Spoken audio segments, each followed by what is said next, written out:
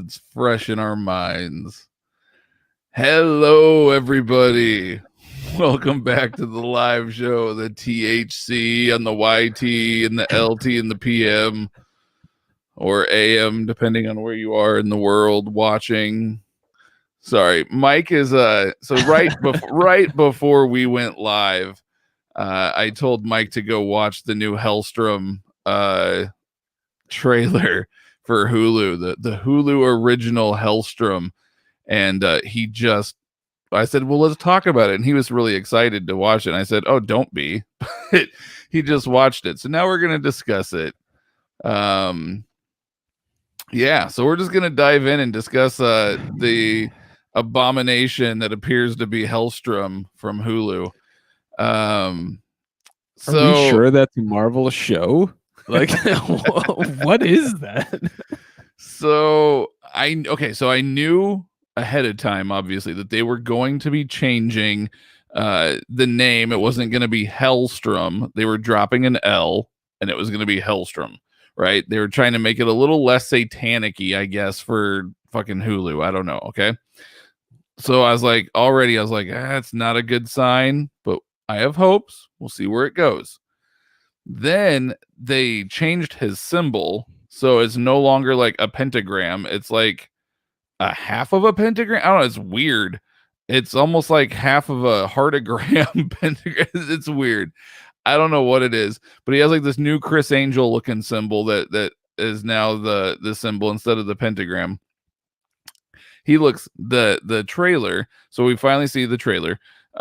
He looks nothing like Damon Hellstrom at all in any of the comic iterations. I even went back and looked at see if there's like some weird universe where maybe this guy resembles him, and he looks nothing like Hellstrom in any iteration that I could find. Not only that, but I mean, we won't know until the show officially drops, and I will be watching it because I still have high hopes for this. But it also appears that they've completely changed his origin. It doesn't appear that he is the son of Satan. So yeah, I don't know what they're doing with this, honestly. I'm a little concerned. I don't think it's a good thing for me to be reacting by laughing out loud by the end of the trailer. It looks ridiculous. Like, it seems like Marvel's version. I don't even know if Marvel's endorsing this thing because there's nothing in the trailer gives me that indication. Yeah, there's no Marvel. That's the other weird thing. There is no Marvel Presents. There's no Marvel tag. There's no Marvel nothing. Yeah. So it's almost like they want nothing to do. Yeah, it does feel like they want nothing to do with it. It's like this is our autistic stepchild. It's like it's bad. It's not good. Not that autistic children are bad. Let's not say that. No, of course. Yeah, not. No, I see. Yeah, it's not pleasant. It's not good. I mean, who knows? Maybe it'll come out and it'll blow us away. But honestly, when I was watching that trailer, I felt like we have another Inhumans on our hands. Yeah, Inhumans, and it's like we also have this show called Lucifer that's already doing well, doing the exact same thing. It seems like, it seems like it's doing the exact same thing you guys are trying to do. So good luck. I don't know. Yeah, it doesn't seem like they're doing well though, because trailers are supposed to blow your mind, and this is I was laughing hysterically by the end of it. I haven't laughed that much at a trailer in a while. Yeah, I'm a little bummed, man. I was super stoked for this because, for those that know, I'm a big I really like Damon Hellstrom as a character, and I thought this is gonna be really dope, and it's gonna be awesome. And where are the talking pillows? Where are the talking pillows? I mean, say what you will about Warren Ellis and whoever may have written the series before him, but there was a charm to the original series. Granted, it's not one of those series you're gonna this is monumental, I'm gonna have to reread this for years to come, but it was a lot of fun. Yep. Yeah, they seem to be missing the mark on that one. So I don't know. It'll be interesting. We'll see. I'll give them the classic Hollywood answer. I wish them well. There you go. I wish you well. There you go. kind of off topic, but another trailer that I saw today that looked very exciting is a Burt Kreischer. So it's not really comic related, but it's the Burt Kreischer trailer. What is it called? The Cabin, the what? What the hell? Cabin, whatever it's called. Holy shit! Does that look funny? Dude, I'm very excited for that. I'm a big Burt Kreischer fan, though. One, he's one of the funniest people on the planet. Two Bears, One Cave. If you haven't heard that podcast, very much so. Oh, one of the best podcasts on the planet. Like, for once a week to have an hour of your life be consumed by absolute hilarity, Two Bears, One Cave. That's the way to go. And then you've got Bertcast. I mean, dude is hilarious. I can't wait for that show. Yeah, Burt Kreischer is super hilarious and actually holds a special place in my heart because I finally got to see him live a couple years ago, right? I've been wanting to see him live for like almost 10 years now, and I finally got to see him live a few years ago. Myself and my best friend got to go see him live. We got to meet him after the show, so we got to hang out with him. We got our picture taken with him, and of course he's shirtless. He's doing his thing, you know. I'm fucking cheesing and grinning, fucking ear to ear. I'm just super excited to meet him. And then not on a sad, I mean, it is sad, but another reason why it holds a special place in my heart is that was actually the last time that I saw my best friend, because a month later he had passed away.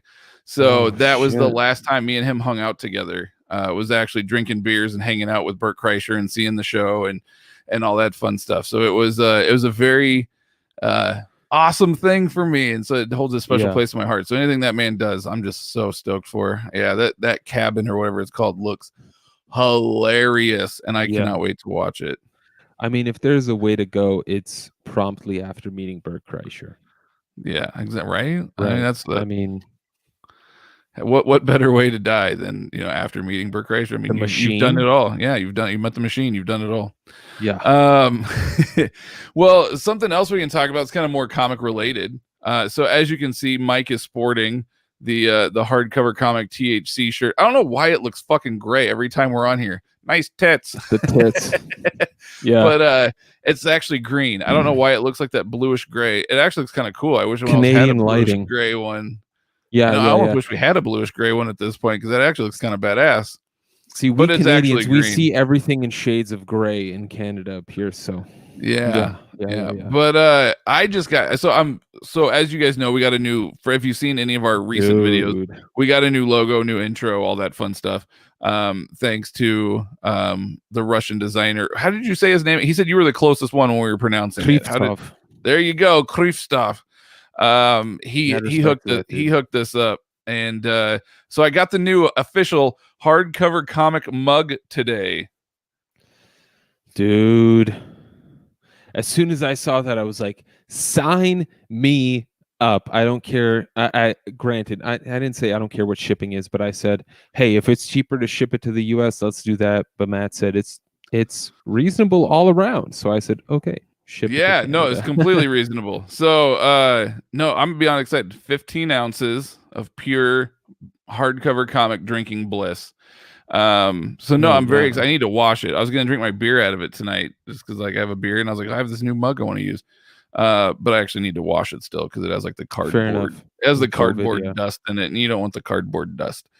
But anyway, so we got these new mugs in, and I absolutely love it. Oh shit, Krivstov is on. He just commented. Oh shit! Mad respect. He's on. He is on. Here. First of all, we're gonna throw him up there. Thank you, everyone who's on. There's the man, Evgeny Krivtsov. You are the man. I must say, it's been great. Like, just to get free, you know, any sort of design, we haven't been asking for it, and for this gentleman to go out of his way, literally came out of nowhere. We had no idea. No idea at all. Just for him to come out and say, hey, I made a logo for, I mean, the like Matt and I went back and forth about this for so long. The way it warmed our hearts and made us happy about the fact that we decided to do this thing called the hardcover comic. I mean, it's indescribable. Yeah, it was really cool, and to get that logo, and then he actually upped his game even more and sent us kind of like another circular logo that we can utilize, which I think Mike used in his latest video today on Swamp Thing. You can kind of see it, a little baby logo down here in the corner. Micro penis. Yeah. But yeah, so anyways, we got this new mug in, and so I'm super stoked. It turned out really good. I thought that I had screwed up when ordering it, but I'm super stoked. Mike, I just ordered Mike's today, so Mike's is getting shipped to him soon. We've had a couple people that have messaged us and said that they were interested and they wanted a mug as well. And I'm going to be straight up honest with you guys. If anybody wants one, just let us know. We are making $0 on these. Basically, what you pay is what we have to pay to get it made and shipped out to you. It's like $12, and that's all it is. So if anybody wants a mug and you want to shell out $12 and help out the hardcover comic, let us know. I'll work with you. We'll get out there and I'll get you a mug ordered, and we'll get a mug sent out to anybody.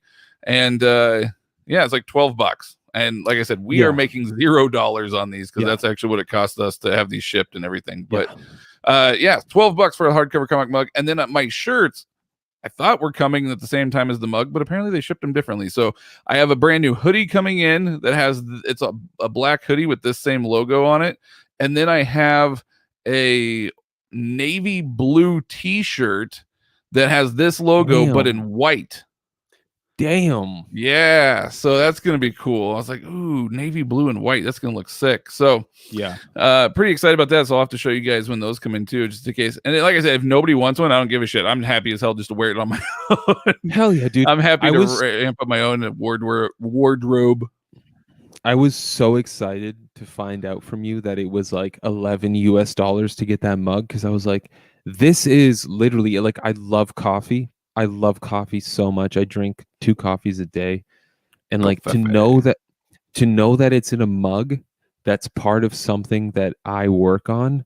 Oh, dude. It's gonna make that coffee taste so much better.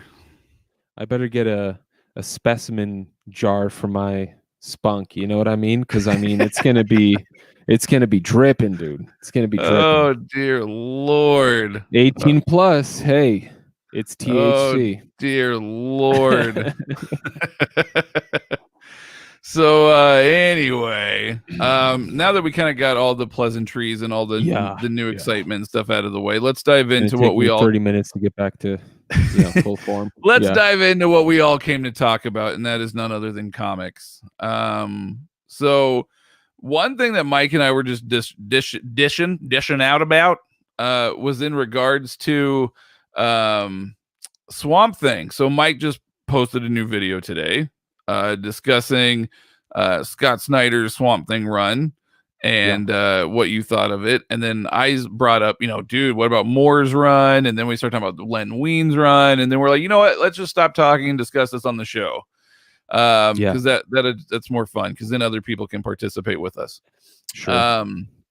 So what we were saying is that it's crazy when you read any sort of Swamp Thing book. If you go back to the Bronze Age with Len Wein, followed by the Moore run, followed years later by the Snyder run, just how incredibly different every run is and how it just evolves. I can't speak for Nancy Collins though. That one I never read. You have it. Have you read it? I have read. So I've read about 20 issues of it. What do you think? It was not bad. I mean, it's tough. So, okay. So you had Alan Moore followed by Rick Veidt, right? He followed Alan Moore directly. And then you had Nancy Collins. And it's not bad. It's not horrible. There's definitely more horror aspects to it as opposed to the whole psychological personality-based stuff that Moore dived into. The artwork is also, I don't remember who the artists are on it, but it's not as good as, Rick Bissett or, is that right? Stephen Bissett. Sorry, I'm looking at the absolute as I say this. Stephen Bissett and John Toleben. I mean, those dudes are just masterclass, but like the artwork is not bad. It's still good. I would recommend picking up the Omni. If you're a fan of Swamp Thing, you'll enjoy it. You'll enjoy it for sure. So if you had to say like what the story, not like necessarily what the storyline's about, but so would you say it's more, because like Snyder's run, for instance, it was almost kind of, I guess you could say like almost more supernatural-ish, would you, and I heard that Nancy Collins, just as an author in general, is sort of more of a horror-ish writer. Yeah. So is it leaning more towards like that kind of horror supernatural side, or is it more philosophical? Because I feel like Moore's was pretty philosophical. It's a drastic change from Moore. It's definitely more horror and supernatural based. There's not as much introspective analysis of like what's going through the Swamp Thing's mind. But there's definitely a lot of horror involved. Absolutely. So that's the thing is like, if you enjoyed Snyder's run, I think you'll enjoy Nancy Collins' run. I think you will. Because Snyder, what Snyder does, so in case you guys are unfamiliar, there's spoiler alerts coming for the next, like, I don't know, let's say minute. So if you're really that upset over something 30 years old, if not 40 years old at this point, move along. There's a lot of you out there. But anyway, so Alan Moore really looks at the idea of the Swamp Thing adapting the personality of Alec Holland, right? Alec Holland dies in the swamp. This Swamp Thing, the Green, they absorb the personality of Alec Holland. And what Snyder does is he says, okay, well, Alec Holland voluntarily sacrifices himself to be the Swamp Thing. He's created the biorestorative formula, and he voluntarily gives himself to the Green to be the champion, the avatar of the Green. And what Nancy Collins does is she sort of follows along with what Moore and Veidt did, and she doesn't even really deal with the aspect of Alec Holland, and she just sort of says, here's Swamp Thing, this is what you know him to be, and this is how he deals with these problems. And he deals with a lot of like voodoo. I think there literally is an arc where he deals with like African voodoo. Yeah, so it's very interesting. A lot of people, I think there were a few comments on my video saying the artwork was not great. Highly disagree. I think the artwork was fantastic. What is it, Yannick Paquette, or is that his name? No, so they were saying that the Nancy Collins run? Right. I forget who the artist was on that, but I thought the artwork was fantastic. In the 20 issues I read, I thought it was great. It matched the storyline she was trying to tell and the aspects of the character she was trying to portray. I thought it was great. I had no qualms with the artwork at all. Honestly, with most Swamp Thing, I haven't had issues with artwork. I mean, between Stephen Bissett, John Totenbaum. I'm just reading the absolute again. Total Ben, yeah. Yannick Paquette, whoever, Jesus Saiz, who did the Charles Soule run after Snyder. That's right. The Charles Soule run was solid too. Fantastic. Oh shit, I almost forgot about that one. Yeah, that was a really good run. That was a really, really good run. The more I think about it, there is not a Swamp Thing run that I disliked. Swamp Thing, like, if you're gonna take on Swamp Thing in DC Comics, like, you have to have your shit together. You know what I mean? Like, I feel like they don't give that character away very easily. And if they do, it's like guest spots or like team stuff, like JLD or something. Cameo. Yeah. Even then, it was like Jeff Lemire writing Swamp Thing, and you're like, yeah, give me more, please. Yeah. Yeah. Well, for those that didn't know, I know we kind of talked about it in our line chat and stuff today too. There is going to be, it was already announced. We think if I remember right, I think we read it was solicited for January, but there is a Snyder Soul Omnibus that is going to be released. So I know that the Snyder Deluxe has gone out of print and people were freaking out, and it was going for absolutely insane prices for a deluxe. Let's be real. But they did announce that they were going to be releasing a Snyder Soul New 52 Swamp Thing Omnibus. So don't cancel it. But now the question on that is, though, is do we know what the contents is? Do we know, is it going to include Animalman's Rot World crossover?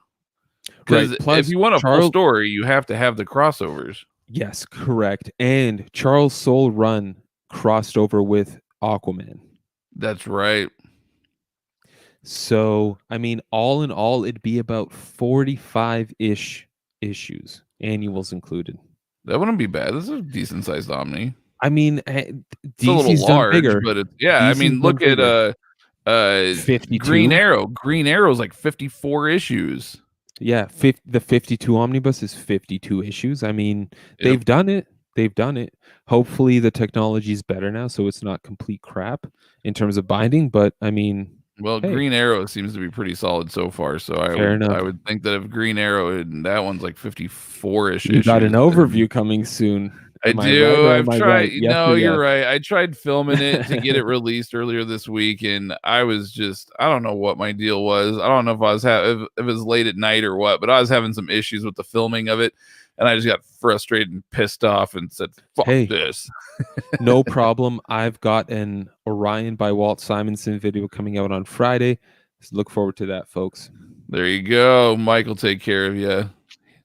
Mine are overviews. His actually dive deep. I'm trying. Like all I can do at this point better is than me, my reread stuff. friend.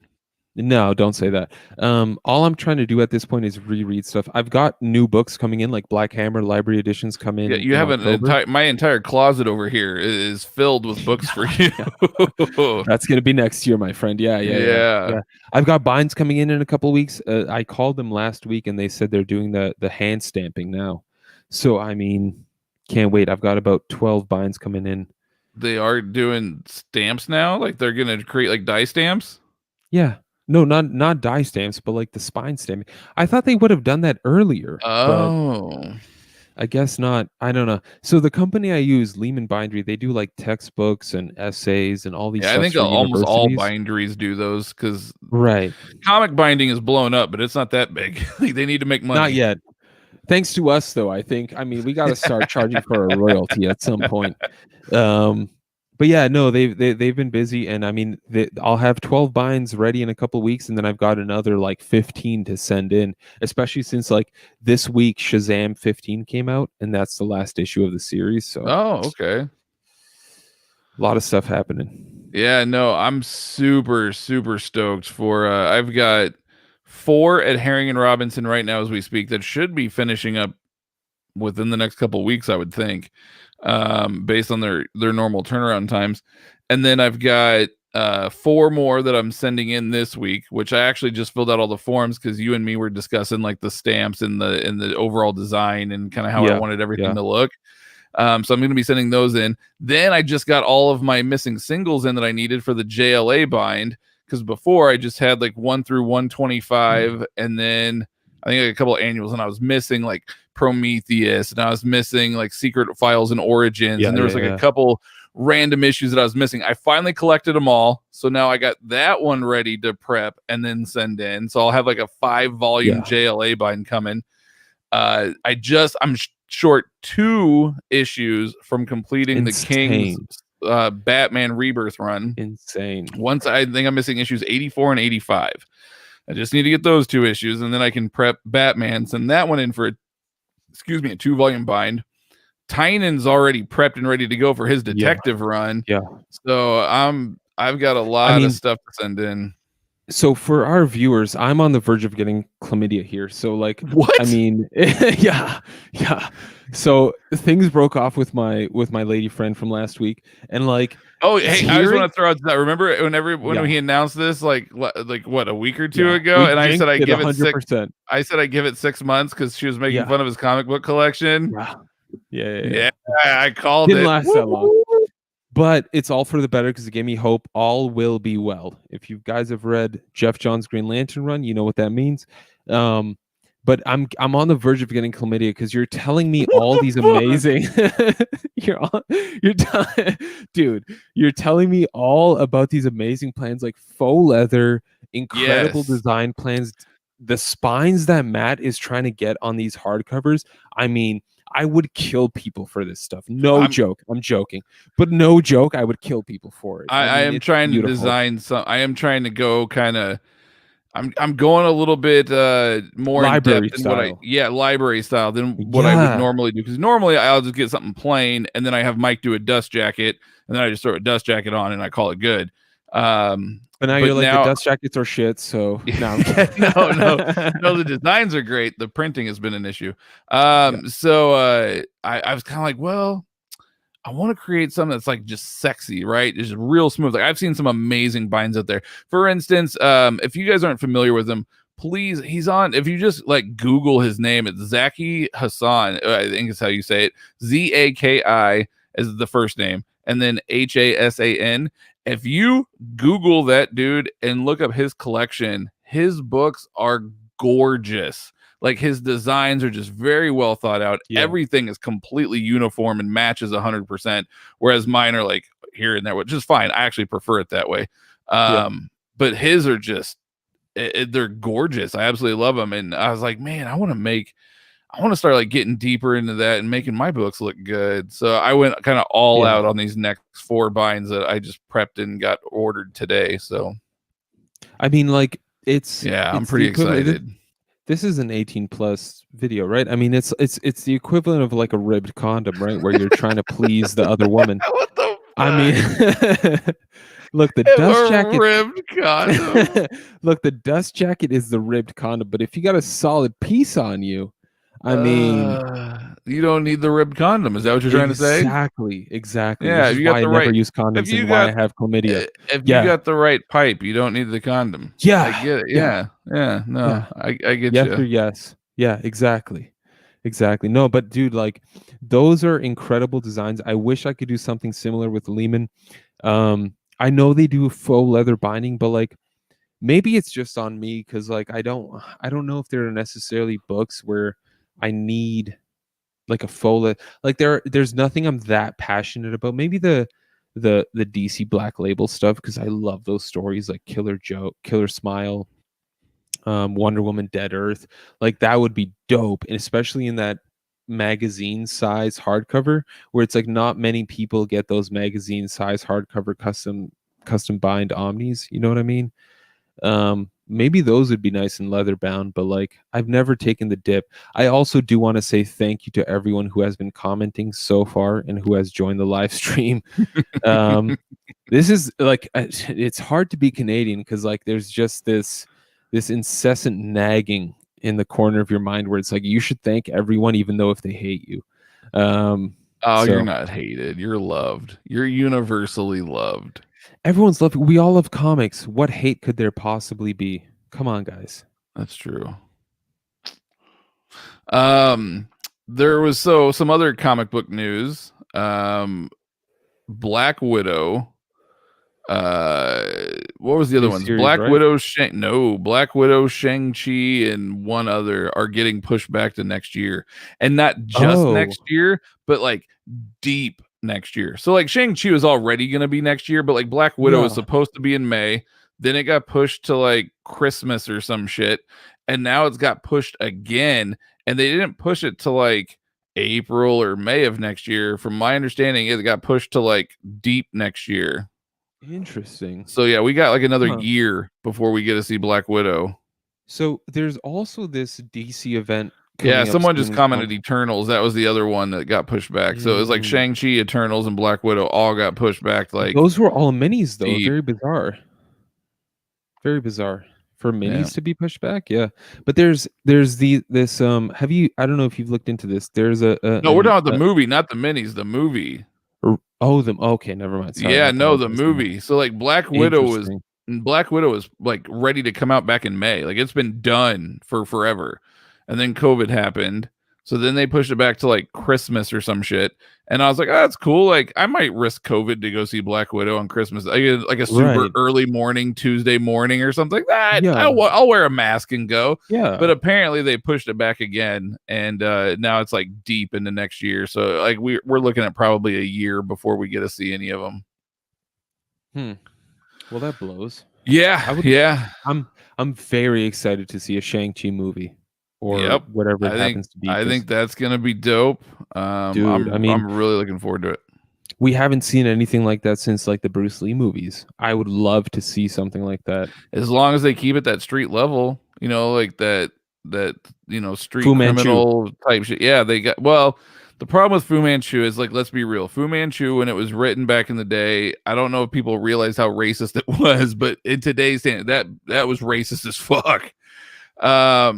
So I don't know if they're going to do Fu Manchu. From my understanding, I think they're going to they're switching it up. It's not, I don't believe it's going to be Fu Manchu because that shit was pretty racist. But fair enough, yeah. I know. I believe they are switching that up. But no, I am pretty excited for it. And something else that has actually announced, I almost forgot about, that I just saw a trailer for the other day. Have you seen the trailer for WandaVision?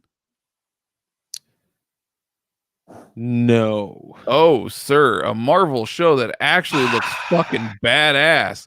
Pull up WandaVision, shall you? Shall you? I'll be back, Do it, folks. shall we? No, pull up WandaVision, dude. Give that shit a look.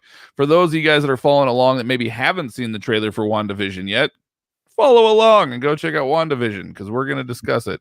Are we able to somehow show that on this live stream? I don't know. Like, I know other people have gotten busted for doing it. I guess we could try and see what the hell happens. Like, worst case scenario, we don't get monetized for this live stream. No, I think like what happens is they kick you out of the live stream and then you have to start all over again or something. I don't know. Forget about it then. I'll watch it on the side. You guys watch.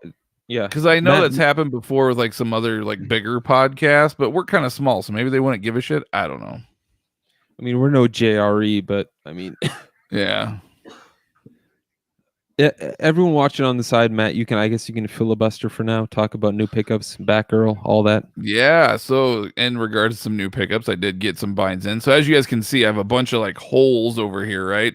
Well, the reason why is because I had to create space for the rest of the Spider-Man books that I'm getting in, the 34 volumes. So I just got 3 more volumes of those in today. They're not up on the shelves yet. They're actually in my car. I need to get them. But I just got 3 more volumes of those in today. It should have been 6, but a package for some reason got sent to Kansas City. Not sure why, because that's not where I live. But anyway, it got sent to Kansas City. So I'm waiting on that one for my other 3. And then I have 6 more being shipped, which are supposed to be here on Friday. And then after that, I think I have 10 more that still need to be shipped out.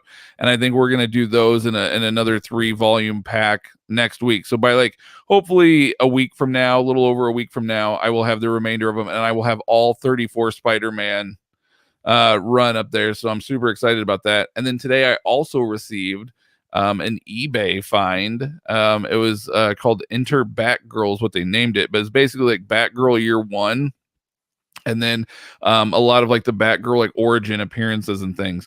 And I love Batman, but I got to be honest, I'm not super familiar with Batgirl. I mean, like, obviously I know who she is as a character and all that, but like I'm not super familiar with her. So I'm actually super stoked to read this one because it's like her year 1 and it has all like the so I'm really excited to actually dive into that and learn more about Batgirl. So pretty stoked about that too. And I got that off of eBay for like $25. I was like, hey, can't go wrong. Yeah. So so those are my hauls for today. And then the mug, don't forget the mug. Woo! But anyway, did you watch it? Did you watch WandaVision? That looks phenomenal. I mean, yes, much better than Hellstrom, right? Way better. It makes way more sense, especially considering how much I love Tom King's run. Like there's clearly a lot of influences. Yep. And I'm all for it. The grayscale. I feel weird saying black and white scale in this day and age. Black and white. Yeah, I mean, I don't know. I just feel like it's still like someone could be like, he's a goddamn racist. I think that's your Canadian talking. I don't think if you're talking about a black and white television, people are going to think that. But I mean, hey, that's your Canadian talking. But the grayscale looks fantastic. I mean, the whole atmosphere of it looks phenomenal. Did you see Vision cosplaying as Vision? Yeah. I love it. The shit costume he's got. Yeah. Fantastic. I think it's going to be a brilliant show just based off that trailer, and I'm putting my money on that. I think it's going to be really well done. I think Tom King, there's obviously a lot of heavy Tom King influence in that. If you've read Tom King's Vision, which is by far story, one of the best Marvel stories of all time. In my opinion anyway. I think that has clearly, this show has a lot of influence from that, and I think that's a good thing. Which just gets me even more like, I'm fairly straight, but like whenever Tom King posts a new Rorschach panel, I get very excited. Oh, sir, that's also some news for this week. Did you hear about what happened with God, I can't remember his name now. Son of a bitch. He's a letterer.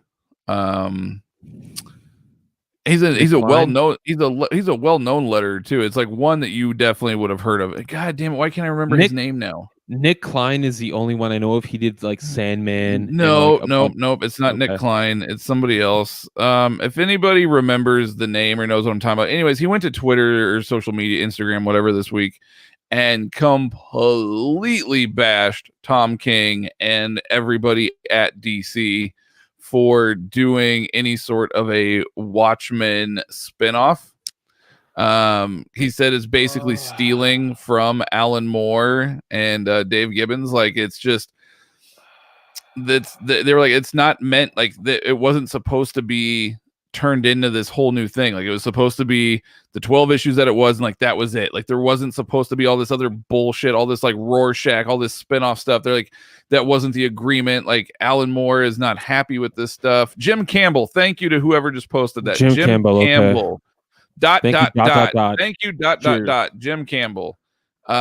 He went just off, and I mean, if you actually read what he wrote, dude, he has a point. Like, it does make sense, but he straight up said, "Fuck you, Tom King," and fuck. He named off like a bunch of any editor that is working on this book at DC and everything else. Like, he was very, he was not happy. Adamant, dude. Yeah. I don't care at this point. Like, I had the exact same thoughts before watching the show, the HBO show. Oh yeah, but the show was so good. I was proved entirely wrong. Like, there is something to say about people saying, okay, this is the absolute pinnacle of what can be done with these characters, and they accept it, and they're like, I'm gonna try to be better than that.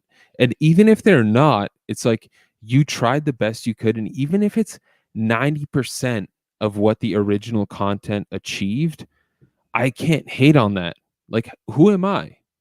Yeah. You know what I mean? No, I'll definitely be reading Rorschach for sure. Yeah. But it's I mean, the dude had a point though. I was like, God, I never even thought about it that way. Like, I'm still gonna read it, but I never thought about it that way. Maybe I'll pirate it just to say, fuck you, Tom King. I'm gonna read it, but I'm gonna pirate it. Unless DC makes a gorgeous deluxe edition like they did for Mr. Miracle. I mean, oh my God, like that. I want to see that edition under a black light. Like, that would just be absolutely gorgeous. Not my copy. You don't want to see my copy under a black light. Oh, sir, is there too much spooge on there? You dirty fuck. Before I even open it, they're going to be like, how is this? This isn't physically possible. Oh, you dirty fuck. All the pages are stuck together. I'm a savage.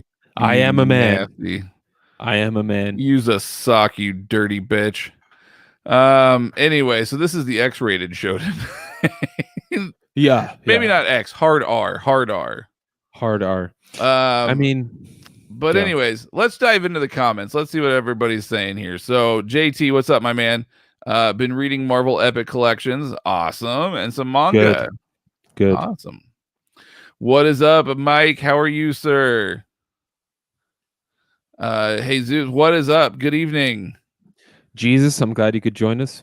Brandon, how we doing? Ruben, Cowabunga.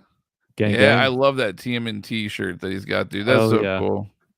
And his girl's got it. I mean, yeah, dude. My wife, she'll wear some of my shit too. So she does. Like, I have a Darkwing Duck shirt, and my wife stole it from me. It's now her shirt. It's no longer mine. It is now officially her shirt. Yeah. Gautham. God dang, man. It's been a while since I've been able to say that. Gautham. A hot minute. Yeah. Where have you been, sir? Oh, Gautham. I love you, Gautham. His streets are full of sin. Greg, you never know about TV shows. Oh, so this is when we were talking about Hellstrom. Look at Lucifer. Awesome show, but nothing like the comic.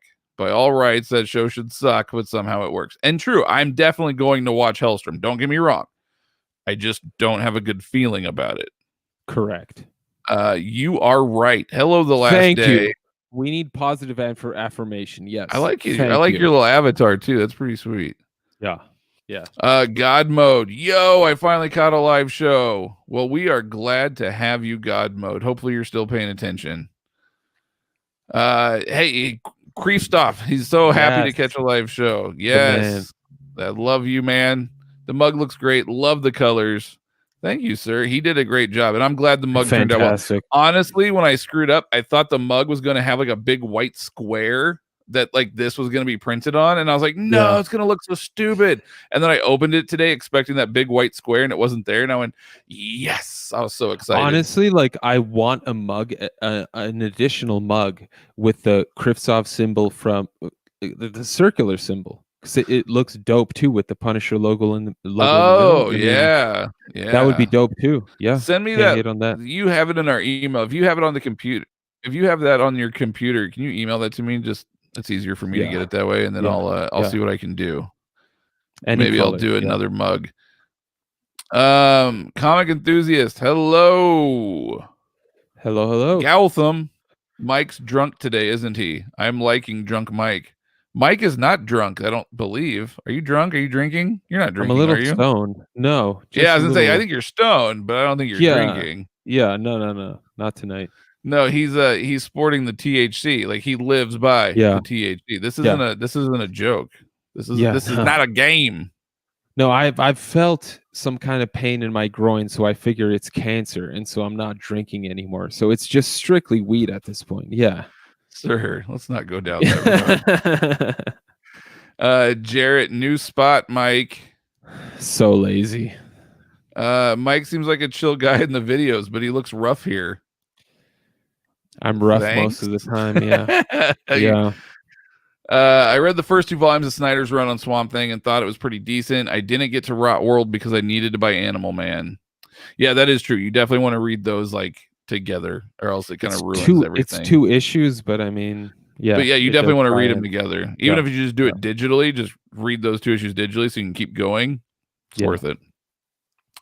Black Widow. Oh, it was May of 2021. I thought it was deeper than that. Okay, so Black Widow's May, but yeah, it got pushed back basically an entire year from its original release date. Yeah, and in terms of me being a little rougher tonight, I just went through a breakup, guys. So be a little fucking sensitive, okay? This man's poor balls. Be nice to him. Ball, okay? Ball singular. I wasn't gonna go there, but you brought it up. Yeah, it is what it is. Mike's a cancer survivor, god damn it. Yes, sir. And that's actually not a joke. That is actually the truth. That is not a joke. I had testicular cancer last year and I survived, so no problems. Feeling great. Lifting more weight than I've lifted before. Yeah. All that testosterone you got to take now. You're like, oh. Yeah, it's that Polish demon, the Polish sausage and beer demon inside me.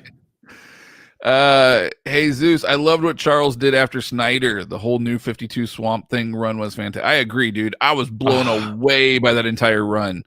100%. I was super skeptical after, because I really like Snyder's, and I was very skeptical about Souls, but everybody kept saying how amazing it was, and I finally read it, and I was like, dude, this is incredible. It's fantastic. Yeah. Yes, I was a big fan. Hey, Mike, you're single, and this is directed at you. Would you clap Black Widow's cheeks? Dude, I mean, are we living in a fantasy world where I'm gay? Yeah, I would bang Scarlett Johansson. Yes. He didn't say Scarlet. He just said Black Widow. Yeah, I mean, yeah. No matter who's drawing her. Natasha Romanoff. Would you do Natasha Romanoff? Yeah. Okay. She's definitely taking care of herself. Yeah. Jarrett responds with, who wouldn't? Yeah, right. Married men. No, actually, I bet there's a lot of married men that would do it too. Greg, so there's a lot of new releases. It was dubbed Omnigeddon Part 2 this week. So Absolute Carnage Omnibus came out. I don't get why you didn't like the series. The main story is solid, one of the better event stories out there, in my opinion. Mike read way more of it than I did. Yeah. From what I read, I just absolutely cannot stand what they're doing with changing the origins as much as they are. Like, that's not the Carnage and the Venom and stuff that like I know and love, and that's not like, I grew up in the 90s, like with the 90s Venom and the 90s Carnage, like Maximum Carnage and Lethal Protector, and like that's my version of Venom and Carnage. And what I can't think of his name all of a sudden. Yeah, why the fuck can I think of that? What he's currently doing with it, and kind of, Cates is kind of taking it and blowing all that up and kind of creating his own thing, which, props to him. But that's just not my I can't get into it. I can't buy into it. It's just not for me. But you straight up said you didn't you found it boring. I hated it, Greg. You know I love you. I would blow you. But what the fuck is happening? I mean, a couple glasses of wine and some THC opioids. And Mike's blowing dudes. He's and got I'm the blowing clap. dudes. Yeah. It's a tough time. It's 2020. No, but like in reality, I thought the event was a solid horror event, I guess, if you can define it that way. If you like comics, if you've never read like a superhero comic and Absolute Carnage is the first horror comic you're reading, yeah, I get it. But like it, especially by the end, I was like, this is a complete setup for another event, and I felt completely cheated. And I hate that. I hate it absolutely. Every event, if you're going to end an event, end it definitively. If you want to have a little cliffhanger, have that going in another series, not in the main event. It's like this whole event that you read. Hey, by the way, you're going to have to spend another $60 to $100 to get the rest of the null story, however it's pronounced. It's like, it's not right. It's not right to me. It's like you read Watchmen, you can spend like literally $20. You'll get Watchmen. You have a full story. You want to read Doomsday Clock? That's up to you. You don't have to. You know what I mean? It's up to you. If you want to read Doomsday Clock, yeah, it's going to expand your knowledge of the Watchmen universe within the DC universe, but you don't have to read it. With Absolute Carnage, I was like, I have to read something after this. Otherwise, I just wasted my time. And that's just it's not fair to me as a reader. There you go. Jarrett, God, that AC binding order was abysmal. I'm gonna have to pick up my missing floppies and bind them. Oh, so they didn't even do like a proper reading order for Absolute Carnage either? There you go. That's even worse. Canadian Invincible Comics. We need more of High Mike. There you go. We have a Patreon. Support my weed habit by going to Patreon. Yeah. I need more edibles. Yeah. Comic Enthusiast is asking what's a condom, and then stated that he was agree. 9. I agree. He said that they're 9. So if that's the case, then you're a comic enthusiast. Yeah. Then I would say that's pretty impressive. As an owner of chlamydia, yeah, I don't know what a condom is. So, sir, get that shit checked. I've never had chlamydia in my life. There's no dripping. There's no. It's like his penis. His penis is dripping as we're sitting here. It's just dripping down his leg. It's what I'm drinking. Yeah. Oh God mode. Zacky's Batman collection is actually insane. Yes. It is gorgeous. The spines, like he said, are literally identical. It was a very well thought out, very awesome, very well done bind. His was an inspiration for sure. The identical spine thing is something to behold because you have to. I apologize. You have to give them a previous volume that they've done in order for them to get it like perfect. Yeah, I'm telling you guys, just Google that dude's name, Zaki Hassan, Hasan, and his collection is fucking unreal. Very well done, very thought out, very, very planned out, very methodical. It's a gorgeous, absolutely gorgeous collection.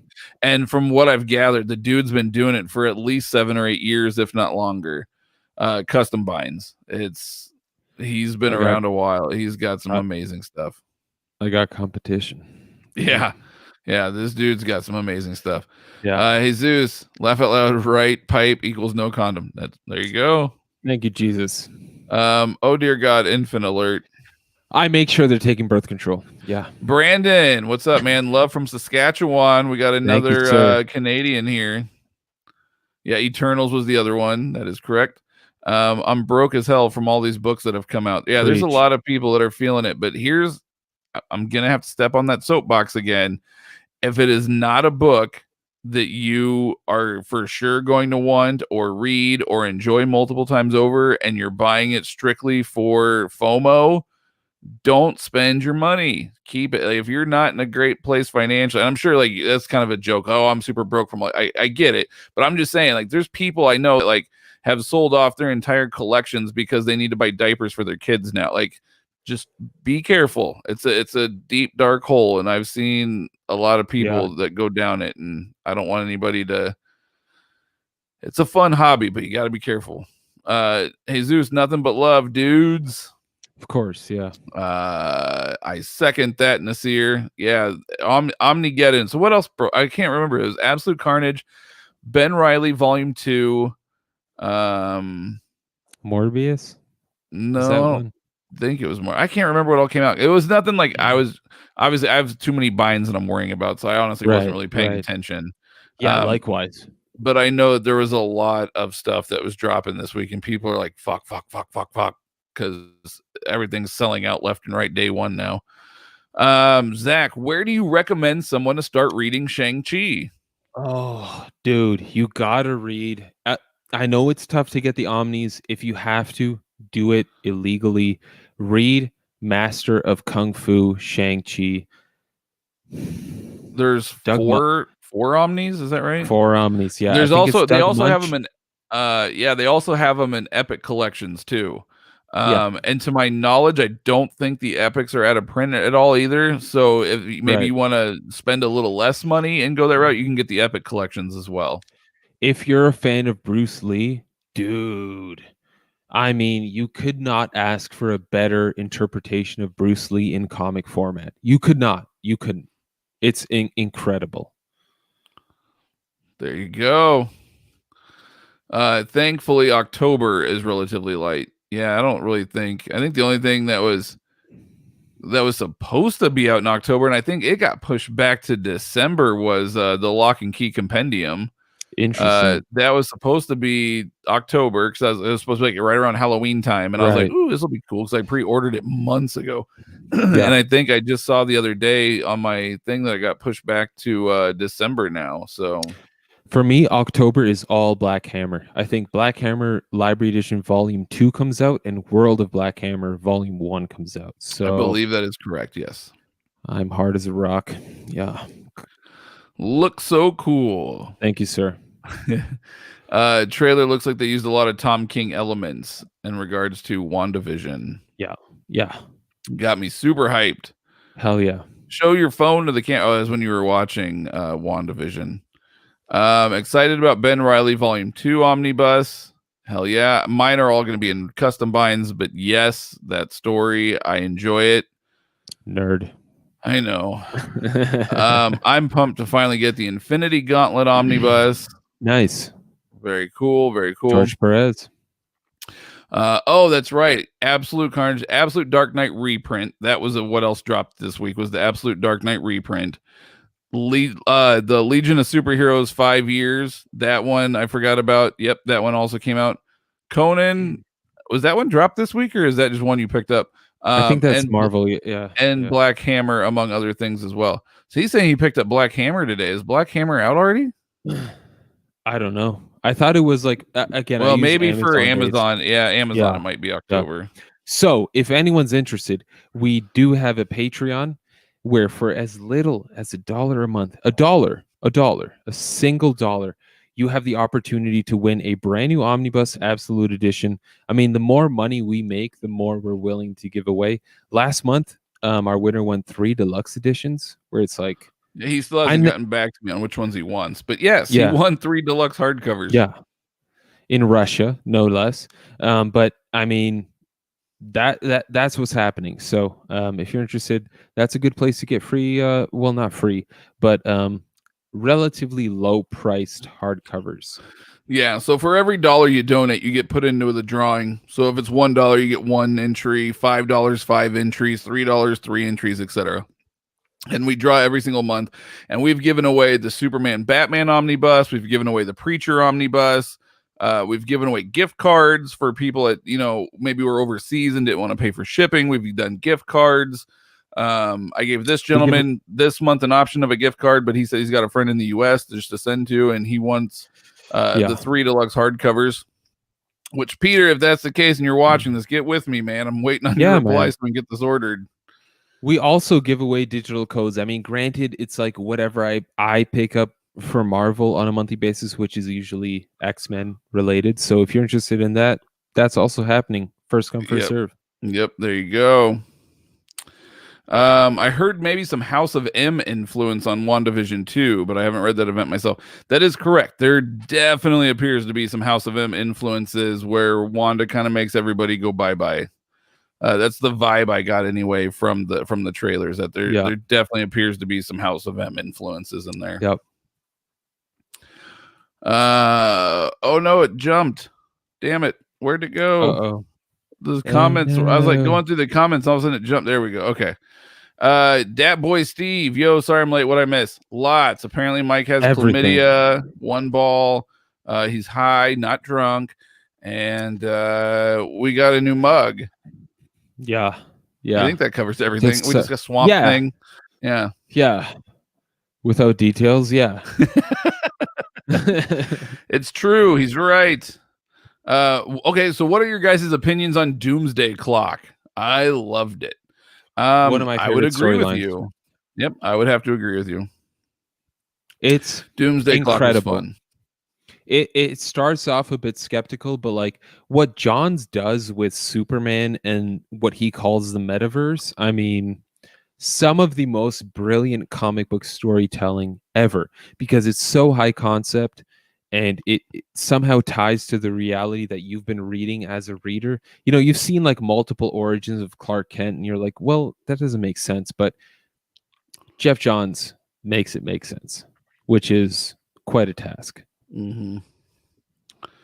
Didn't we have this conversation during before Watchmen in 2012? I get that Watchmen is a complete work, but I still like seeing other creators' takes on these characters. Agreed. I think a lot of people do. I just think Jim Campbell had some valid points. Yeah. That doesn't mean I don't want to read it. It just means he has some valid points. People need to shut up about the Watchmen IP use already. They own it. Frankly, I'm amazed it took them almost 40 years to do it. I have a feeling there is some legal issues, if I had to guess. Exactly. Other people deserve to have a crack at the characters.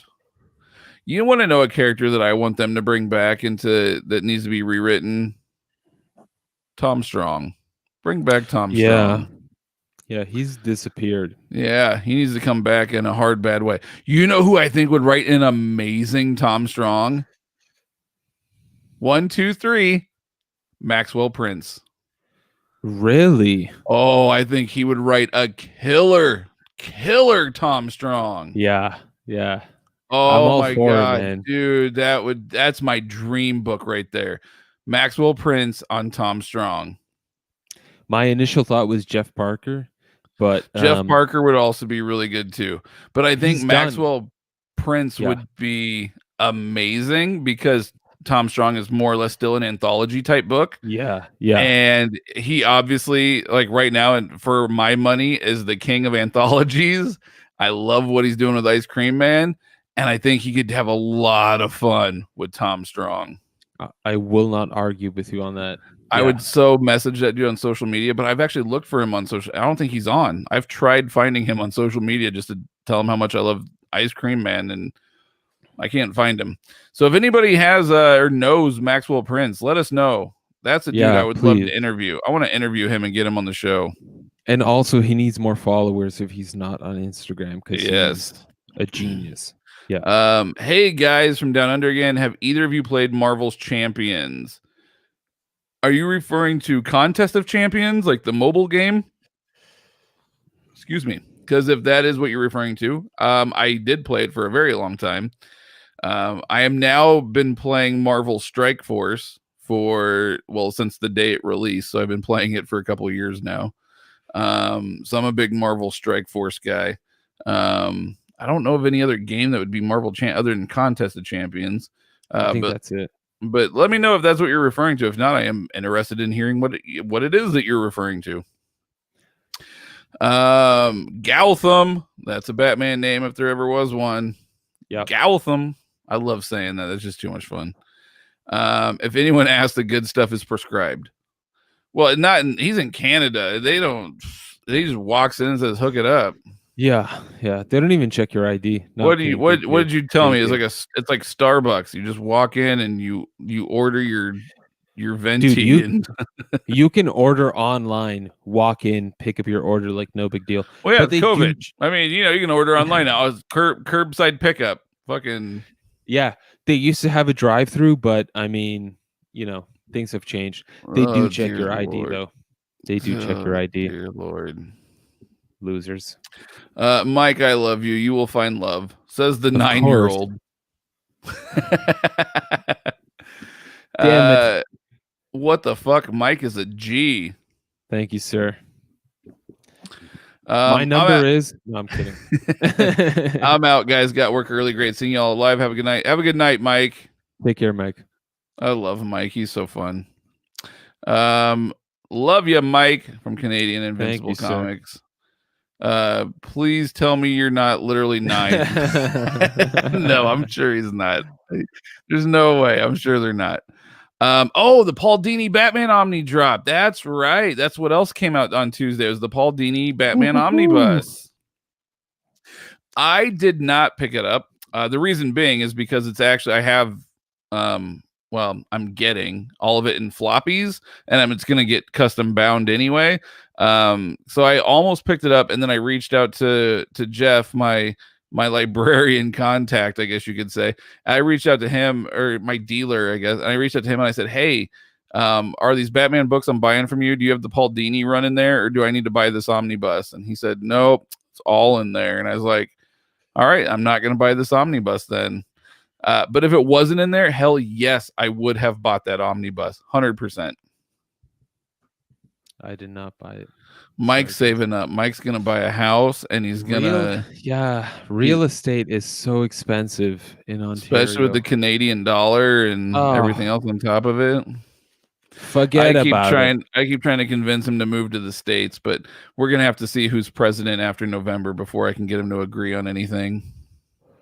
I mean, between Biden and Trump, it's like, yeah, we're screwed no matter what we do. I agree with how Absolute Carnage ended. It was all set up for the next event, so I get that. But I also grew up with 90s Venom. I bought the Venom Omnibus, and damn, it did not age well. I'll give you that. The Venom Omnibus, I mean, it's definitely got a little bit of a nostalgia factor in there. I think Lethal Protector did really well. I think Lethal Protector aged very well. But yeah, there's some other Venom stuff in there that I will cop to. You are right. It did not age the best, but it's still what I grew up with. It's still what I know. It's still what I love. Thoughts on Sweet Tooth? Apparently an omnibus is planned, waiting on that. I'll let you take that one. I will cherish that series to the end of my life.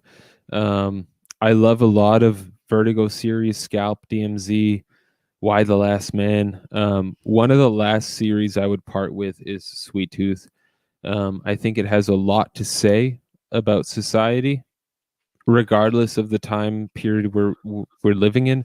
And I'm very excited to see what Jeff Lemire does with the upcoming return to it. I think it's like a 6-issue mini, so I mean, I can't expect much, but I mean, dude, like, there are, Why the Last Man got me this way too, but like, there are very few series where the last issue has me bawling in tears, where I'm like, this cannot be ending. I loved this way too much. And Sweet Tooth is one of those series for sure. Seeing Gus get old, man, that's what I'm going to be thinking about. Spoilers. Yeah, that's what I'm going to be thinking about when I'm in my deathbed. I'm going to be like, yeah, I love you all, but in reality, Gus is where I'm going. I'm kidding. Yeah, it's phenomenal. If you can pick up the deluxes, do it. Yeah, I want to say maybe one. If I remember right, I think 1 or 2 of the volumes I think are out of print now. But yeah, I tried reading Sweet Tooth digitally. I got maybe 12 issues in, and I just couldn't get into it. I don't know if it's because I was reading it digitally, or if I just wasn't in the right mindset. Maybe, like, there's times where I've picked up a title that's like a well-respected and highly sought after title that everybody says, yo, you need to read. And there's times where I'll pick it up and I just don't think I'm in the right mindset. And then maybe like a couple years later, I pick it up and I go, oh, this is so good. Like, what the hell was I thinking? So Sweet Tooth may be one of those books for me. I just haven't given it a second shot yet. Dude, Sweet Tooth is one of those books where up until the last issue, especially you as a father, you would be like, oh, this is crushing. This Yeah. is crushing. Yeah, man. I mean, the last issue is just such a glorious masterpiece. Yeah, I love those books. I don't think I'll ever sell the deluxes for that. I've said that about other books. Fair enough. Likewise about the chlamydia, but like, I mean, those books, it's only 3 deluxe editions. So like, whatever money I can make, it's not worth it in terms of the joy I can get from rereading that. Yeah. But what if you get sure. it in an omnibus? Are you gonna upgrade if they finally do release one? I don't trust DC anymore. Like, is it going to be a 1-volume Omni? If it's not, it's like you guys are. Well, joking. I would think. I think it would only be 1 volume. If it's 3 deluxes, it should only be a 1-volume Omni. I would hope so, but DC is it's a joke. Let's be real. DC Collected Edition, it's like we don't even know what's happening there anymore. Yeah, like, we currently don't know. You are right. They're there. they're all on acid and Adderall. It's like we don't even know what's happening in their brains anymore. Yep. We love you, DC, though. Sponsor us. King in Black out in December. Aren't you feeling the Marvel metal, Mike? DC metal for sure. Death metal has been one of the most enjoyable events I've ever read in my life. What's metal at Marvel? I want to know. Yeah, I'm not sure what that would be either. That's so King in Blackout is like the sequel to Absolute Carnage, I think. So it's the whole null. Oh, stuff. gotcha.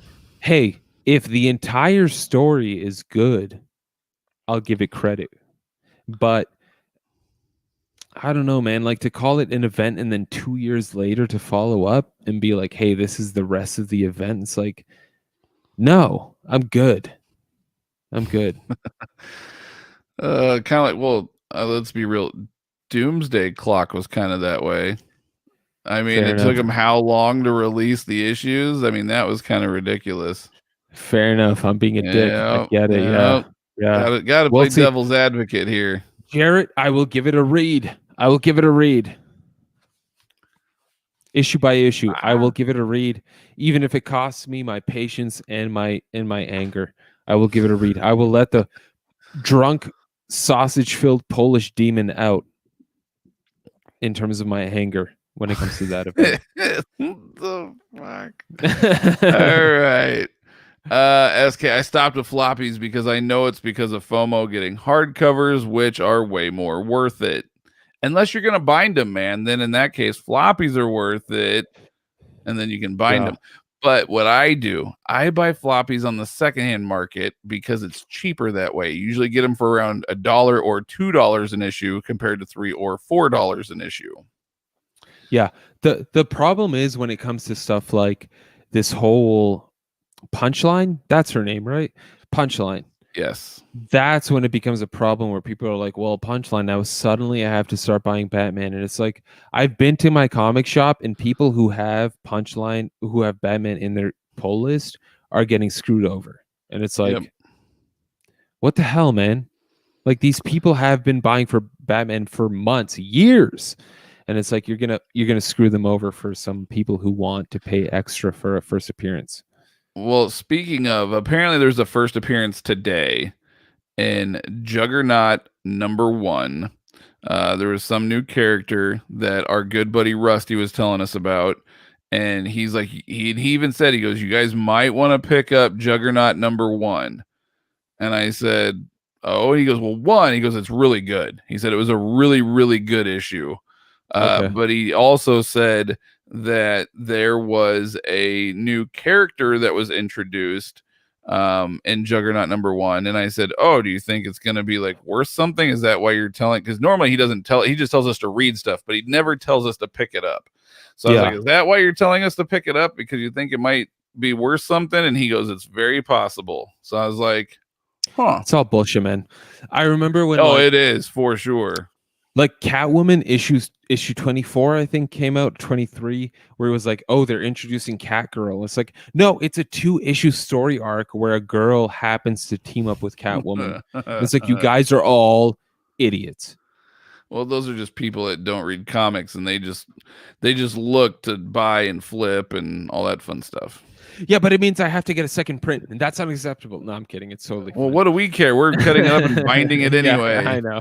That's the Carnage order was bound main series first. Why? Okay, I've never understood that. Terrible if you're Marvel or you're DC or you're any kind of publisher, it really doesn't matter who you are, but you're a publisher and you're releasing, a trade paperback, an omnibus, a deluxe, whatever it may be. You have the material to bind it in proper reading order. Why the fuck do you not do that? I've never understood why they wouldn't bind it in the order that it's meant to be bound in. Like, that makes zero sense to me. Like, I could understand it if you're custom binding and maybe like some issues are harder to come by or something's out of print and it's hard to get, so you kind of skip over. Like, I get it from that aspect. But when you're Marvel, you're DC, you're whoever, you have the material. You could just print it. Like, what are you doing? I've never understood why they do that, ever. I will never understand that. Like, the correct reading order. Apparently then it was followed by Venom and then the other series. 0 cents. I don't get it. I am very tempted to get the Batman Demon Trilogy deluxe hardcover. I only read the Son of the Demon story, and that one was epic. Yes, no, those are excellent, wonderful stories. Again, I'm 99% sure I have those in bound, so I haven't picked it up. But no, those are definitely awesome stories, and I highly recommend picking up that deluxe edition if you can still get it. Really, really solid stuff. Yeah. FOMO isn't real if you have patience. All comics lead to omnis, and omnis that go out of print get reprinted every couple years, unless it's Fantastic Four by Hickman. I have been waiting for a very long time for that reprint, and I'm still waiting. They're reprinting stuff I don't even understand why you would ever print it to begin with, and I'm still waiting on there's a few that, like, so Hickman Fantastic Four, we're still waiting. For some reason people really want it, but it is a holy grail of a book as far as out of print goes, which is X-Men Volume 1, and I don't mean the Jim Lee stuff or the Claremont stuff. I mean the Kirby Stan Lee stuff, like the very beginning of X-Men, like X-Men #1, like legit X-Men #1. There's that Omni needs to get reprinted. And what was the other one that hasn't been? Mighty Thor Volume 1. That's another one that is like super out of print, super expensive to find, and that one has yet to be reprinted. So there's a few that have not been reprinted.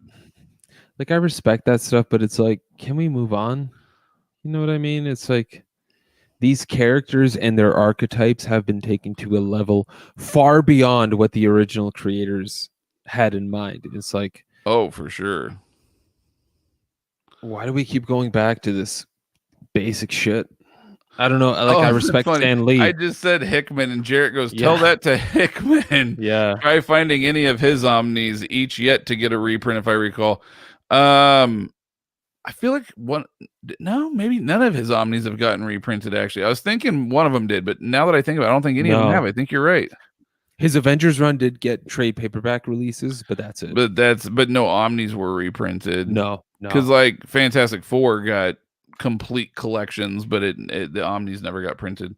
I don't think any Hickman, which is crazy to me because those are the books that fans have been clamoring for and dying to get reprints of, whether it be his Avengers, whether it be Fantastic Four, whether it be Secret Warriors, like whatever it is, people have been dying to get their hands on those Omnis, and they are not getting reprinted.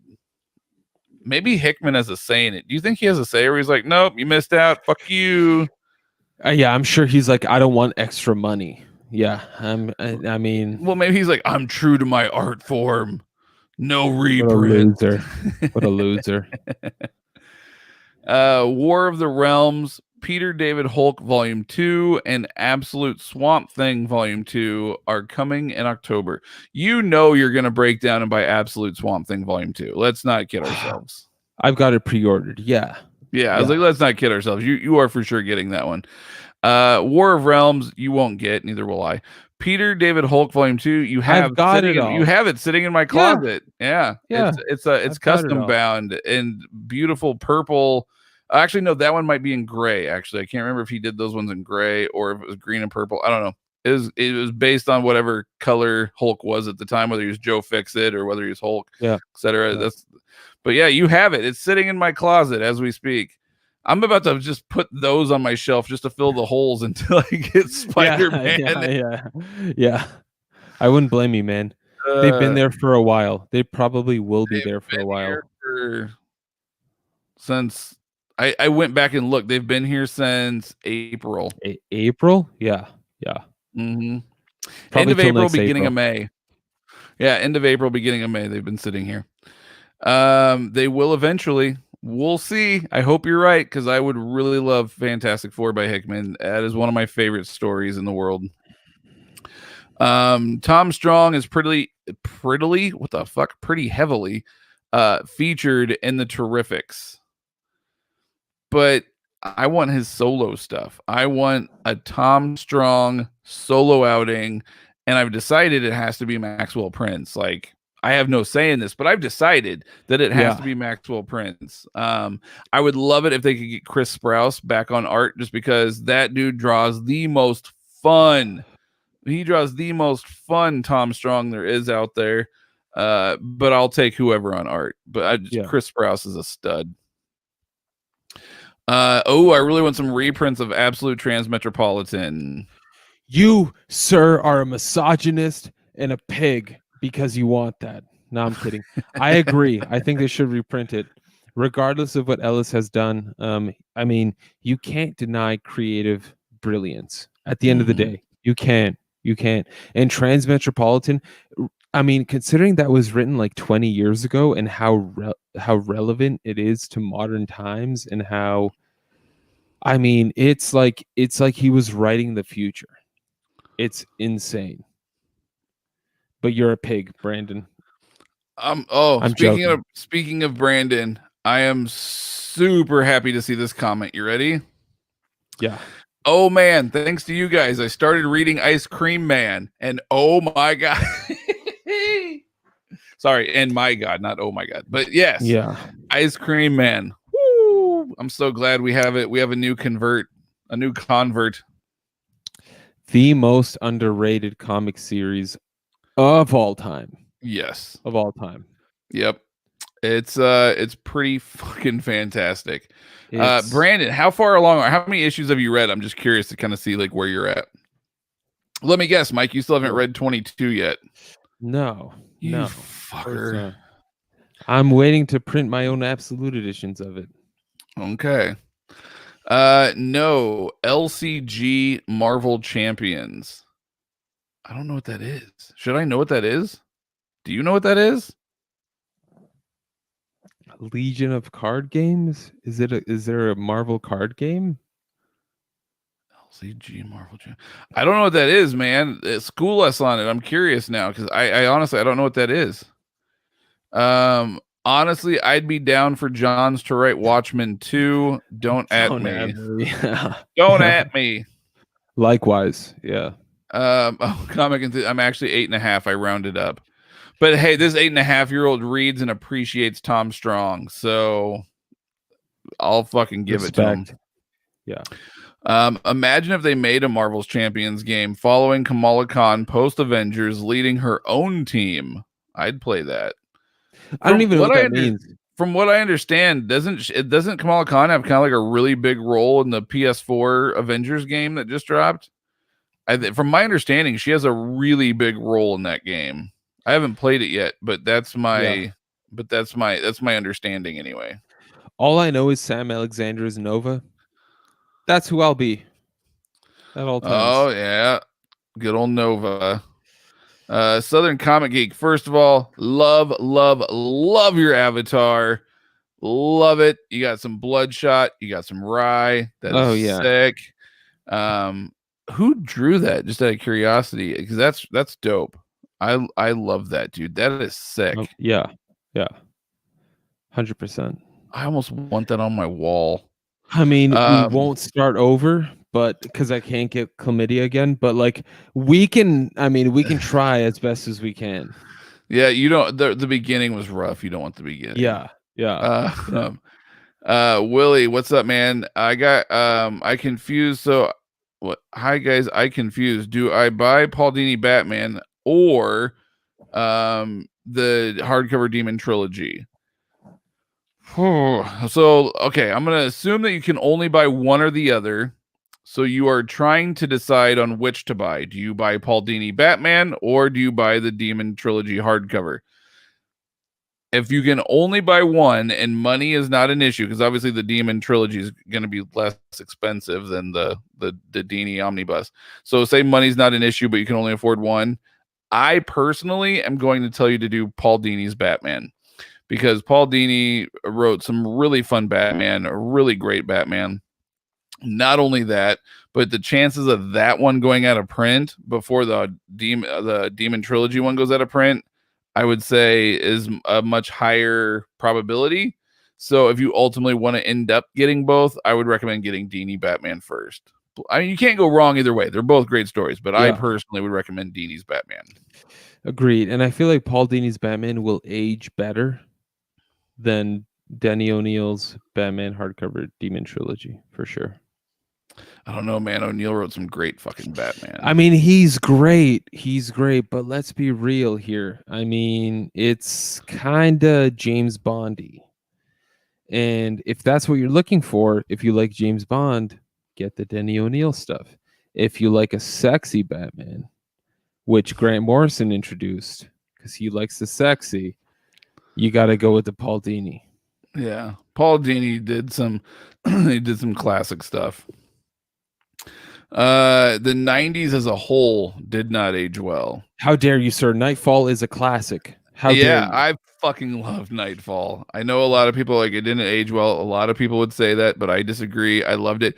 I also love Clone Saga, which again, a lot of people are gonna say did not age well, or didn't really like it from the get-go to begin with, because it did drag on for forever. But that aside, I did enjoy Clone Saga. Maybe it's just because I'm a big Batman fan and I'm a big Spider-Man fan, so maybe that's why I enjoyed both those stories. I don't know. Yeah. But I enjoyed the shit out of Clone Saga, so maybe I'm the wrong person to ask. But those ones were great. But I will admit there's some 90s stuff that did not age too well, like Ghost Rider, Danny Ketch Ghost Rider. Okay, I love Danny Ketch Ghost Rider. Don't get me wrong, but reading it today compared to reading it, growing up in the 90s, it's got a little bit of a different feel to it. Also, Morrison's 90s JLA run, some of the best JLA you will ever read in your life. Yes, but that was more late 90s. That's true. This is true. That was more late 90s. You're almost to the new century. I didn't know we were discriminating on yeah. Yeah. I think 90s comics are still cool. Hell yeah, Steve. That Limp boy Bizkit. Steve know what he's talking about. Limp Bizkit, Linkin Park. Yeah. Underdog just got in. Did anyone here pick up the Legion of Superheroes 5 years later Omni this week? I believe a few people did. It looked gorgeous. I will say that I saw some pictures and I thought it looked absolutely gorgeous. I unfortunately don't know enough about the material to justify buying it, especially when I know it appears I have empty shelves right now, but I really don't. I'm just waiting on things to get here in the mail to fill those holes. I don't have space for a collection, and I don't want to add another bookcase because, I also don't have room. But I will say the book looked gorgeous. Have you seen it, Mike? I have not. Dude, it looks gorgeous. I saw some pictures. It looked really cool. It looked really, really cool. Fair enough. My favorite comics were from the 90s, but they were the exception, not the rule. 90s Valiant's fun too. You want to read some fun stuff? Oh shit, speaking of 90s Valiant, they announced a new upcoming omnibus. Oh yeah. Yeah, buddy. Can't wait for that one. That's going to be dope. That was the Bloodshot. Or not Bloodshot, that was the Shadowman Omnibus. Sorry, the Bloodshot's already out. Yeah, they just announced the Shadowman Omnibus from the 90s. So that's gonna be epic. They've already released Archer and Armstrong 90s, Quantum and Woody 90s, Bloodshot 90s, Exo Manowar. However, that's only Exo Manowar Volume 1. They still need to release I think it's at least one other volume, if not two other volumes of Exo.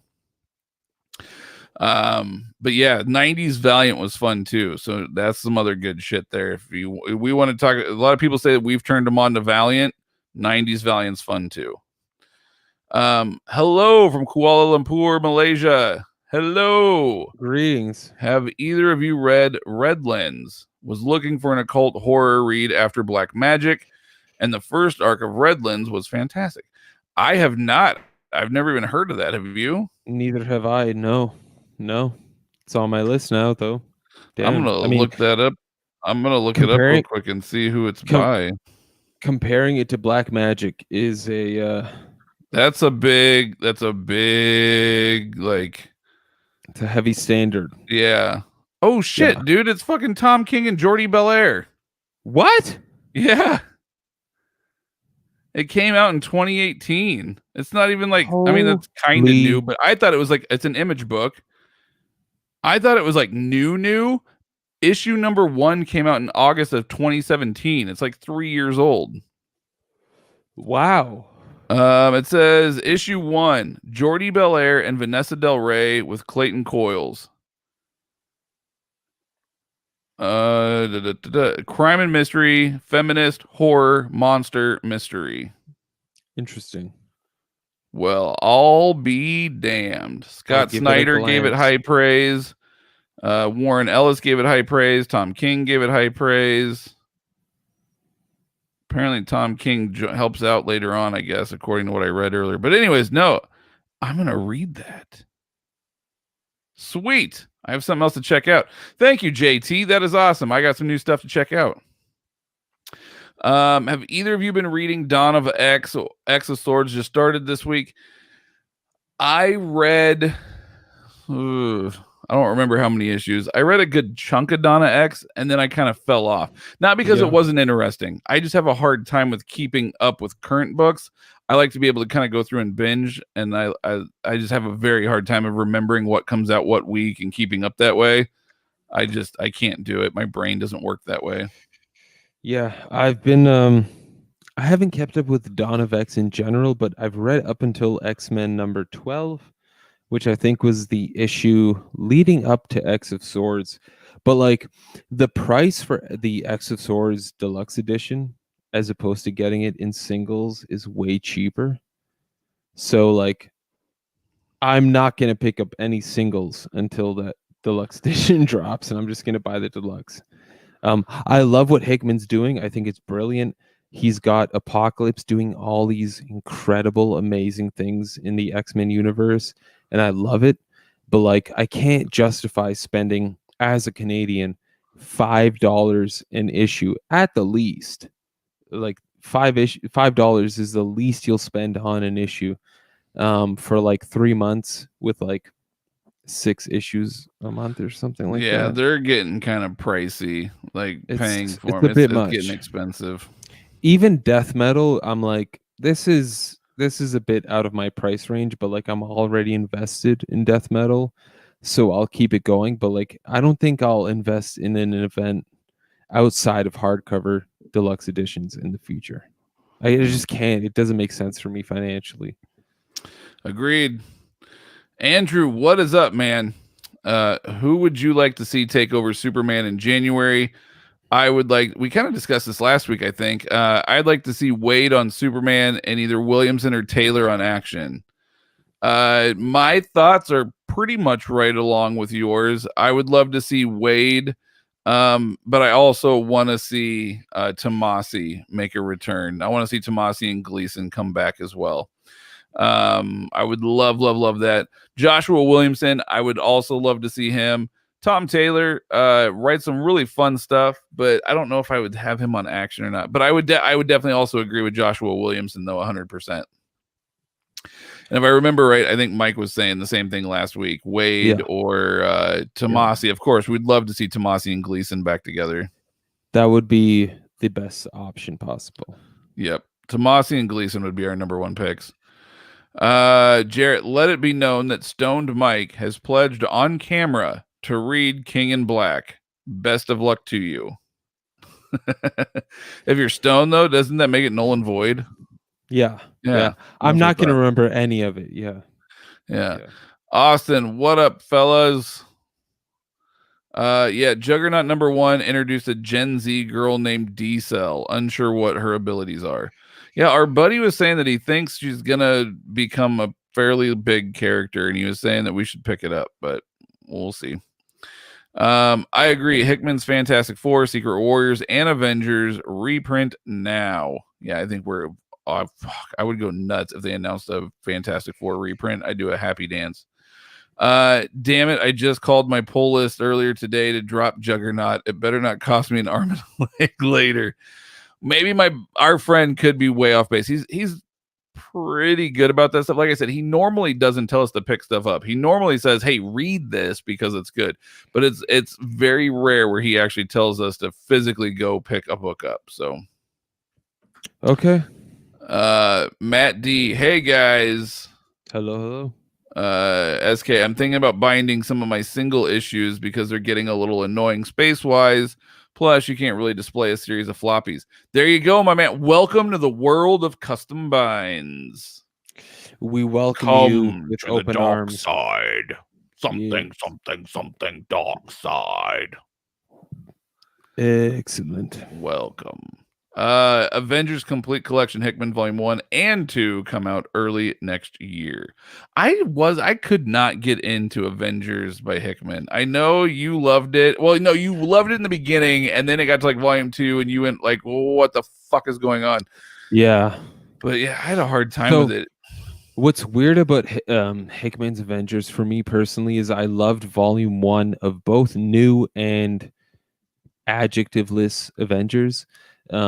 But Volume 2 got kind of weird, and then Volume 3 it was like, oh dude, this is getting serious, where especially New Avengers, where they're talking about like ending universes, and they're talking about like Black Bolt being born into royalty and no one understanding the responsibility of that.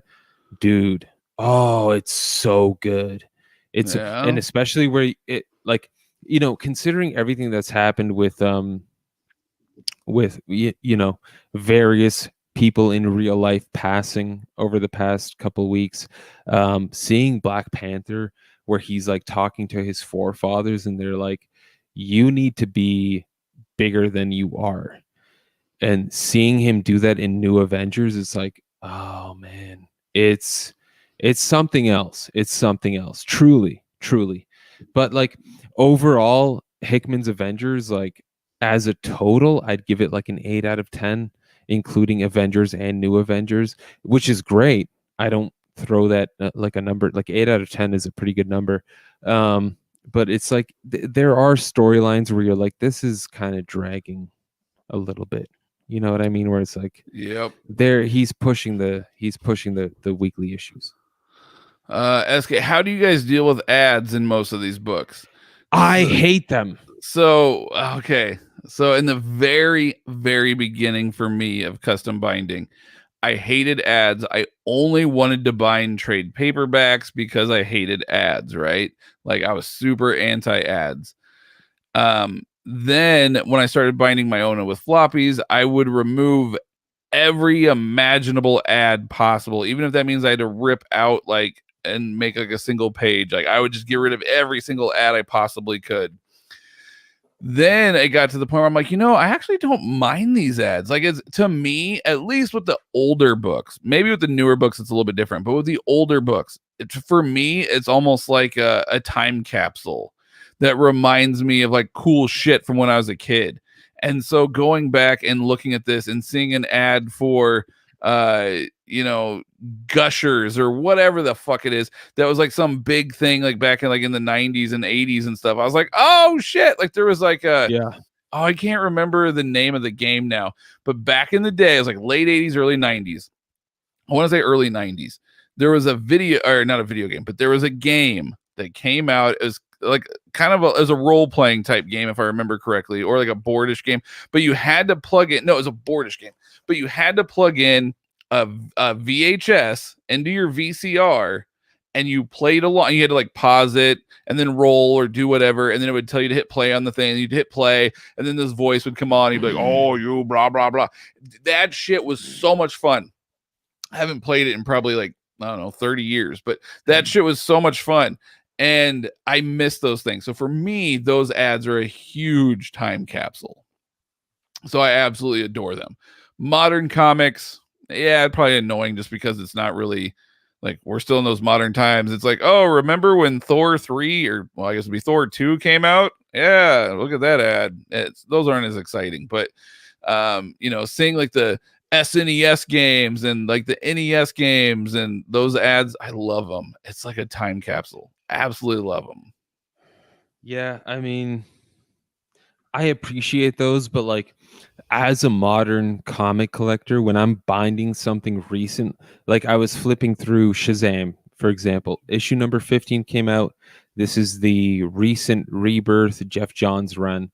And it's like every ad is a 2-page spread where those are annoying. It's insufferable. Annoying. Yeah. And not only are they a 2-page ad, but they have comics on the other side, so you can't pull them out. Yeah, that's annoying.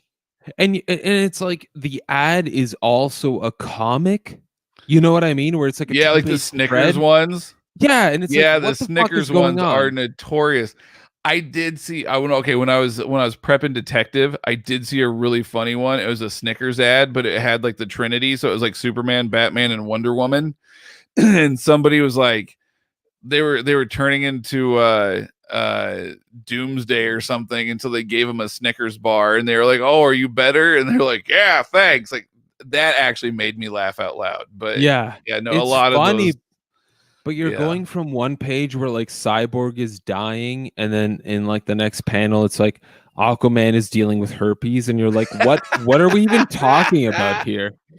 You know what I mean? Like it's ridiculous. Dealing with fish herpes.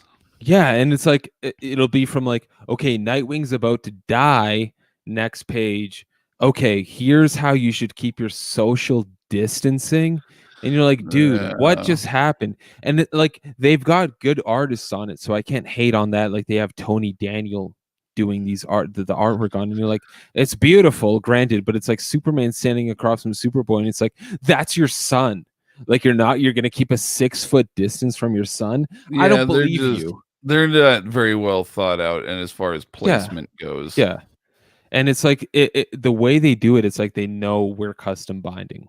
You know what I mean? Yeah, where it's like you're not gonna cut these out, dude. Yeah, you're not cutting these out, my guy.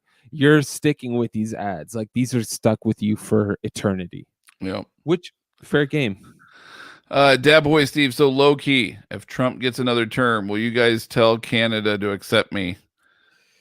I'm first. I already told Mike, I'm like, hey, what are some good places around the Toronto area that we can move to? Yeah, I might have to do it no matter who gets elected, to be fair, though. Matt D, thanks for the books the other day, Mike. Did you give him some books? Yeah, I think I've been selling books. I think Matt D is one of the people I've sold books to. I hope my packaging is adequate. I try to do my best. I hope my package is adequate. Yeah, I do my best with the right pipe. I don't need a condom. Yeah, that's what I tell. That's what I tell every woman after I come inside her. Yeah. Oh Jesus, sir! It's too late. It's too late. Abort! Mission, not the baby. The mission. Yeah. I hope you're taking birth control. Otherwise, I'm going to buy you Plan B. No, I'm joking. I'm joking. Jesus, you're vicious tonight. It's a joke. It's a joke. I don't come inside women. I definitely splurge on their face. Dude, have you been listening to Bob Saget lately? No. Have you ever heard Bob Saget stand up? No. Have you ever heard Bob Saget on Joe Rogan? I've heard Bob Saget on Joe Rogan. Okay, because your jokes tonight are very, very on point with like you're channeling your inner Bob Saget right now. Like that's exactly like the kind of jokes that Bob Saget would say. Yeah, that's what I want to. That's what I want on my tombstone. You're channeling my Bob Saget. Yeah, channeled his inner Bob Saget. Yeah, channeled my Danny Tanner. Yeah. Although I will say a shout out to something you mentioned to me earlier. I'm my next girlfriend. If you're watching this stream, if you don't have a tattoo on your tit, don't bother messaging me because it's not worth your time. I'm looking for a Puerto Rican woman. You need a tattoo on your tit. Yeah. A tattoo on your tit. You need a tit. And I need a woman who if she gives me wine and some sort of opiate, I will suck a dick. So yeah, apparently, we'll see what you want to bring. You want to bring a third person into the bedroom. Just give Mike some opiates and some wine, and you got your dream date. Canadians are very open. Apparently, fuckingly. Yeah. No, I'm very monogamous. You're very what? Monogamous. Yeah. Oh, are you? Okay. Yeah. Just with myself, yeah. So for future ladies, he's monogamous with himself. He doesn't cheat on his hand, but yeah. So Greg, you convinced me. I ordered the Demon trilogy. There's only 4 in stock on Amazon. Holy shit! So I figured I better buy it while I can. It's a good run, but my lord, I didn't realize that was going so fast. Jared, that's why I'm getting the Dawn of X singles. Can't risk waiting for an Omni and it going out of print in 10 seconds. It's already solicited. You can pre-order it on Amazon, which I did for a very discounted price. Or you can also pre-order on, was it Tales of Wonder, I believe it is, that you can also pre-order on. Oh shit, Austin Caldwell. I also started reading Ice Cream Man. He's about 10 issues in. Whoop whoop. Yes. What do you think? Well, actually, you're not saying how good it is or if it's bad or if you liked it. So what are your thoughts on Ice Cream Man? I'm curious. LCG equals living card game. I still don't know what that is. Holy fuck. What is wrong with me? Do you know what that is? Do you know what a living card game is? I have no idea. Are you talking to a female right now? Yeah. You fucking cocksucker. I'm a filthy male. I'm sorry. I'm 27. Give me your phone. I'll fucking text her for you. Living card game. I'm not sure what. Actually, put it on put it near your headphones and put it on text to speak so we can text her. I don't want your dick inside me. Yeah, no. Living card game. I don't know what that is. Do you know what a living card game is? I don't know, but I imagine it's something akin the lines of like Magic, the trading card game. I'm not familiar. I don't know if I've ever heard of a living card game. Me neither. And I've heard of like live action role playing, like LARPing. Yeah, I know what that is. Yeah, me too. I know people who play Dungeons and Dragons on a weekly basis, but they've never considered it a living card game. Now I'm curious of what that is. God dang, I'm curious. Okay, so Brandon is on issue 4 of Ice Cream Man, so he's just getting started. So he's just getting his feet wet into the world of Ice Cream Man. Greg, just joining in. Did you guys get anything from the big release week? I picked up Black Hammer Library Edition Volume 2. Mike and I did not. A lot of people on comments definitely did. Mike and I did not because we are focusing on custom binds right now. We have a lot of stuff that we need to get bound, and so I'm getting a lot of stuff in the mail from custom binds as well. So Mike and I have just been really focusing on that lately. Yeah. I wonder if we do get a Dawn of X Omni, will it include House of X, Powers of X, or just a bunch of issues from the Dawn of X trades? I don't know anything Marvel, about it. So who the hell knows? Yeah, I don't know anything about a Dawn of X Omni, but there is a Sword of X Deluxe that you can pre-order on Amazon, which I did because it was discounted. That collects like 16 issues, I think. I mean, I'm not picking up the single issues based on the price point of that because it's like 16 issues times $5 is $80, and the hardcover deluxe edition is cheaper than that on Amazon right now. So look up Sword of X Deluxe. There's been a Hoxpox Deluxe as well that collected the entire House of X, Powers of X minis by Hickman. Everything else in between, I wish you well. There you go. New X guy. Hey, it's Southern Comic Geek. He has a new YouTube apparently. He has a new YouTube profile. Well, welcome, sir. Welcome. Hey, Zeus, speaking of Pauldini, I got to say, Mike, stop texting that female. Oh, he just said that. You missed it, dude. That's what it just said. Thank you so much for recommending Dark Knight in one of your videos. I love that book. Yes, it's fantastic. Look, Scott Snyder, I'm not going to suck his dick. I'd love the chlamydia from that, but like, he's fine. He's fine. I love his Swamp Thing run. I love American Vampire. Fantastic. American Vampire is great. Right. And American Vampire in 1976 starts next week, if I'm not mistaken.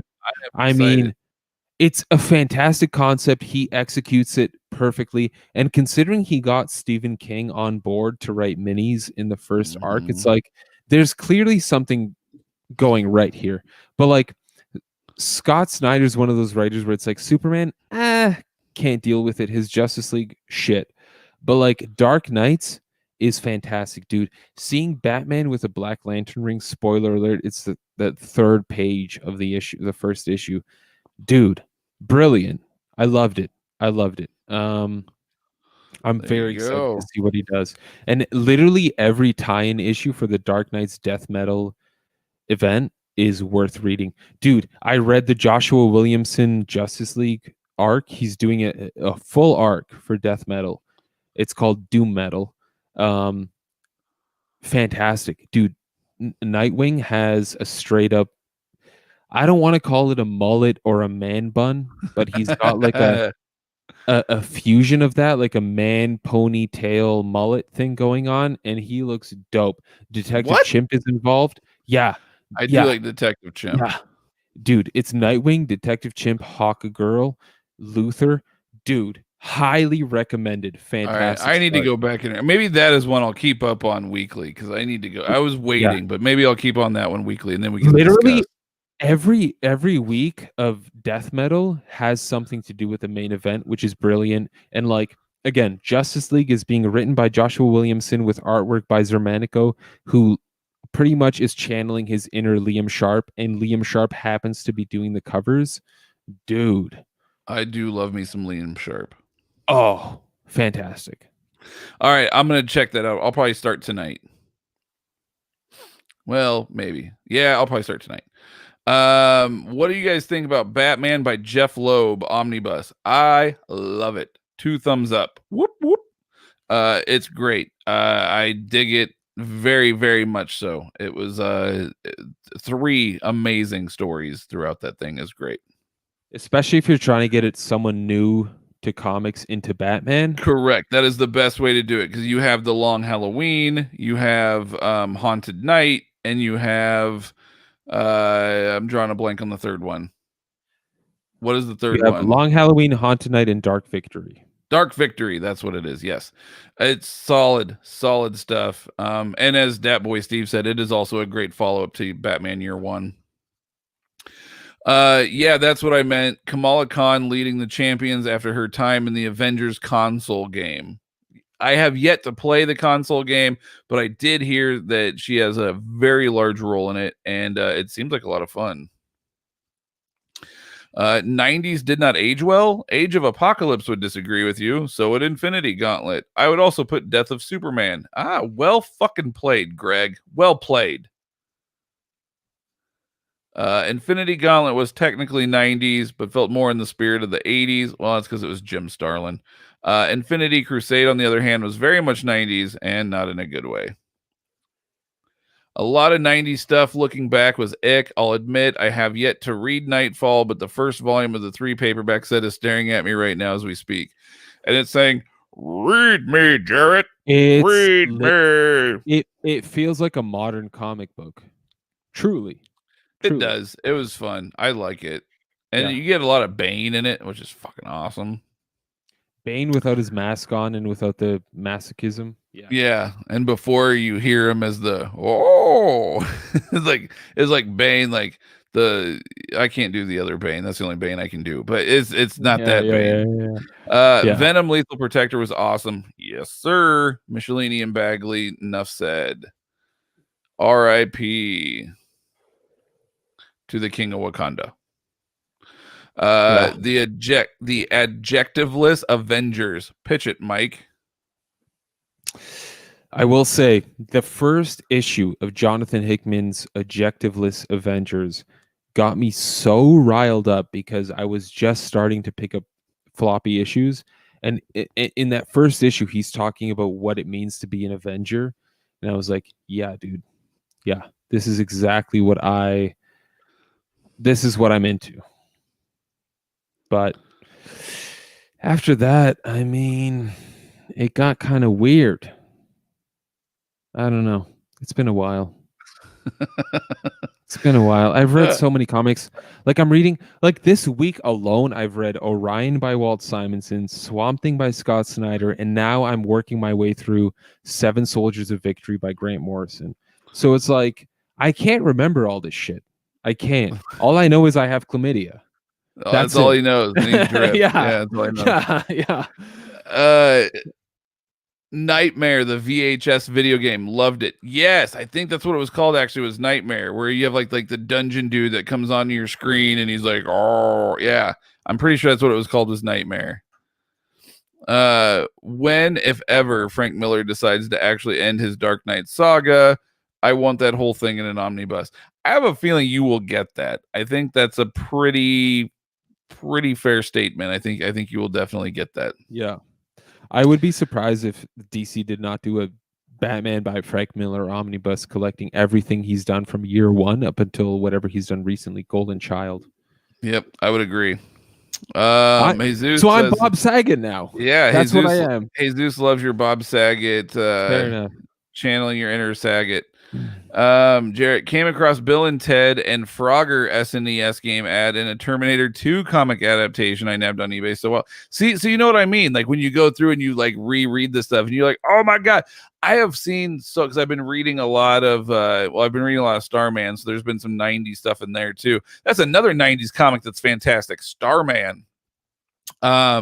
But when I was reading like Batman and Spider-Man and stuff, I've seen a ton of like Bill and Ted's Excellent Adventure now on Saturday mornings. And I'm like, yes, like that is fantastic. I remember watching that shit.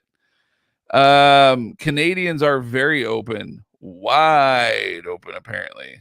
Yeah, Mike and his That's mouth. what she said. Mm-hmm. Yeah. Sorry, I'm Canadian. You better apologize, Jarrett. That's what we are. Matt and Mike, what is your favorite runs by the mighty Garth Ennis? I'm a sucker for this name on a book. I've already have read every series. Now rereading the Hellblazer Omni. Yeah. I would kiss Garth Ennis softly on the lips. I'm joking. No, but like, I don't think he'd let you, but yeah, no. I love his Preacher run. Of course, because it's creator owned and it's doing exactly what he wants to do. And then conversely, in terms of like a major publisher, I would have to go with his run on The Demon because it is so much fun and so absurd. Like I haven't read it. I still have the first trade paperback, but I haven't read it because I was going to bind them. I just need to get the second volume. And like the thing I love about that run is it's my exact sense of humor where it's absurd. It's like Nazis. Yeah, it's like Nazis with a ghost tank, and you're like, this is ridiculous, but it's hilarious because you have clowns dealing with the situation, and that what? And that it's like Section 8 where it's like these guys are a joke.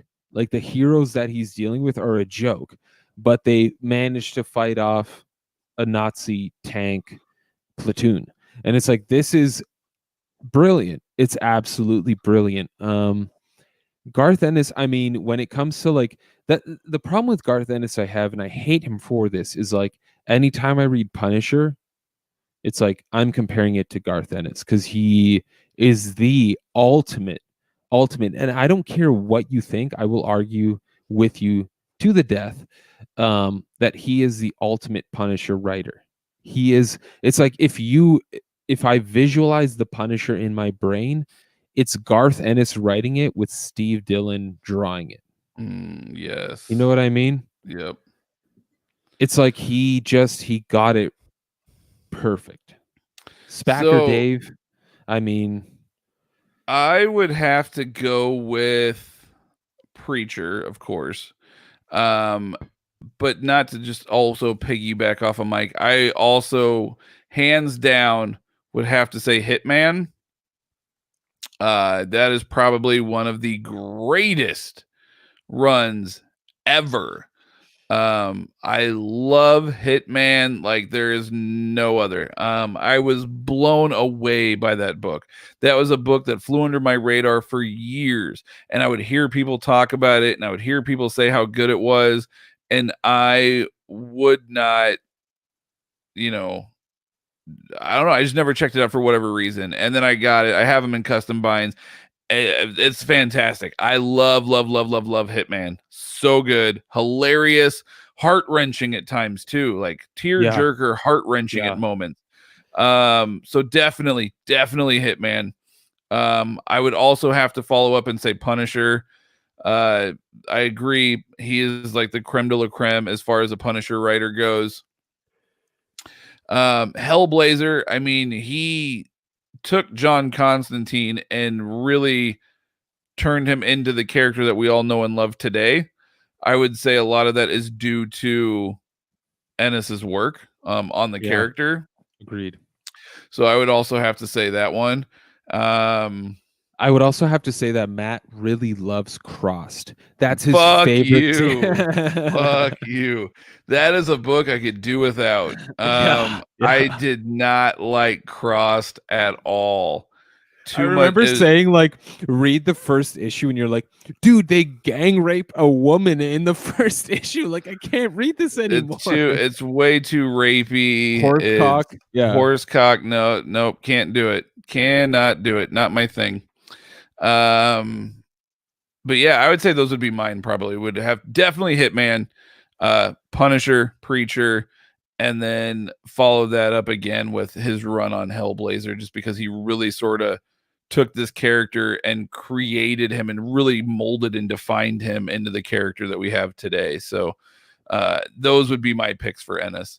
I am excited to read The Demon, though. I haven't read it yet. I have the first trade paperback. I need to get the second, but I am excited to read it. So maybe that I'll add that one to the list later. But Dat Boy Steve also said Punisher. Lots of people Punisher. You can't go wrong on that one. JT, what is up, my man? Everyone's telling me to get X-Men Volume 5 Second Genesis. Run with it, my friend. I don't know if I've read that one, so I can't say for certain. But and I know Mike hasn't. Mike's not a big X-Men guy. So if that's what a huge recommendation that a lot of people in the Epic collection groups are telling you to grab, I would definitely follow their word, my man. Matt needs to drug test Mike before the next live stream. Man is gonna get the cops called on him. He's in Canada. Shit's legal. It's legal. They don't give a shit. Nobody cares. Stoned out of my mind. Yep, it's all good where he's at. Now, if it was me, on the other hand, it's not legal where I am, so therefore it could maybe a different story. Don't just expose that, because like next time I visit, I mean, you know. Oh yeah, you and me are gonna. I'm gonna bring some chocolate. Yeah. Wilmer, what is up, everybody? What's up, Wilmer? Cult film video. I like your avatar too, man. That's pretty sick. I'm gonna get that Jeff Loeb Omni, I guess. Hell yes, you are. It's a great omnibus. Wonderful omnibus. I really like it a lot. I'm not just saying that. It's a really good Omni. Yeah, use discount code TH. I'm kidding. I wish we had a discount code. That'd be sick. Michael Busiek, and Perez Avengers run was the highlight of the 90s for me. You know, I never read that Avengers run. Me neither. I want to. It's not that I don't. It's just I've gotten so busy with everything else that it's kind of got placed on the back burner. But I do. One of these days, I am going to read that run. I do, but I don't think I want to read it digitally. I think I'd rather read it physically. I just need to get my hands on it. Yeah. The 90s didn't begin until 93 or 94. That was like when Superboy came out. I'll be real right here. Superboy, 94 run, Carl Castle, Tom Grummett, did not age well at all. Just throwing that out there. Did not age well. Which is good because 93 is my birth year. You're a youngin'. That's Mike's age. That's my birth year too. Yeah. Hey, Steve. Yeah, you're Mike's age. You guys are. Hit me up. You guys are Hit young. me up, Steve. Steve, you give me a couple of shots of vodka and an Adderall. I mean, I'll be all over your Jesus. dick. I mean, that's what it's all about. Hugo, hey guys, what are your thoughts? Oh, on Irredeemable. The omnibus sold out so fast on Tuesday. No doubt. Irredeemable is one of the greatest superhero / non-superhero books, I guess you could say. Yeah. That I've read. Irredeemable is so fucking good. You could tell Mark Waid really, really had a passion for this character and what he was writing in the history of comic books and the history of like Superman, especially. You could just tell it was a love letter, and it was so well done, and so incredible. Irredeemable blew me away when I read it, and I don't want to spoil anything for anybody, but I will just say, for those that have read it, you guys know what I'm talking about. The end fucking got me. I'll just say that. I'll just leave it there. It was such a good book. It was so incredibly good. Irredeemable is like, it's like the first time you read Injustice and you're like, wow, you could do this with, but it's like, it's all created characters. So it's the equivalent of like any creator you can imagine doing their peak work. That's the best way I can explain it. It's like, this is Mark Waid doing clearly what he's wanted to do for years, because he crushes it. It's like Garth Ennis doing The Boys. It's Mark Waid finally saying like, this is what I would really like. This is the story I'd really like to tell with superheroes, but I can't because of huge publication constrictions. And it's like, it's mind-boggling. I mean, if you can read the first issue of Irredeemable and say, I don't want to read issue number 2, don't come back to this channel. I binged the entire thing, and I mean, not that it's like super huge. I think it's like 25-ish issues or something, if I remember correctly. But I binged the whole thing in like 2 days. Someone recommended. I was like, yeah, I'll check it out. I read it all digitally. I read the first issue, was blown away. I was like, oh, this is really good. Kept going. I was like, this is so good. I flew through it. It was such a great story. I love Irredeemable, man. I highly recommend it. That is actually going to be a bind that I eventually would like to do at some point. And actually, if stay tuned, you guys, not tonight, but stay tuned in the future for other live shows, because we are actually going to be getting I would say a show's good friend, Mr. Thomas Judge, back on the show. He has his own YouTube channel. Go check him out. Thomas Judge does some really cool custom stuff. And he's been on our show before, where we kind of picked his brain and hung out for a while. And we're actually, I've been talking with him again. We're actually going to have him back on the show. Hopefully, I actually need to talk to Mike about this off air, but hopefully within the next couple weeks, we will have him back on the show again. He just lives over in the UK, so like the time difference is really different. So we got to work on that, but he's going to come and join us back on the show, and he has an amazing Irredeemable thing that I'll just leave it at that. He has an amazing Irredeemable thing that he did. Fucking incredible. It's unbelievable. It is really cool, and I can't wait for him to share it with everybody, because I think he can't film it for himself right now for his own channel, because his camera broke on his phone or something. But I cannot wait until he comes on here, because I'm going to make him show that thing off. I cannot wait for everyone to see it. It is so good. I'm gonna get it hard. So he sent us pictures, and I was like, dude, this is amazing.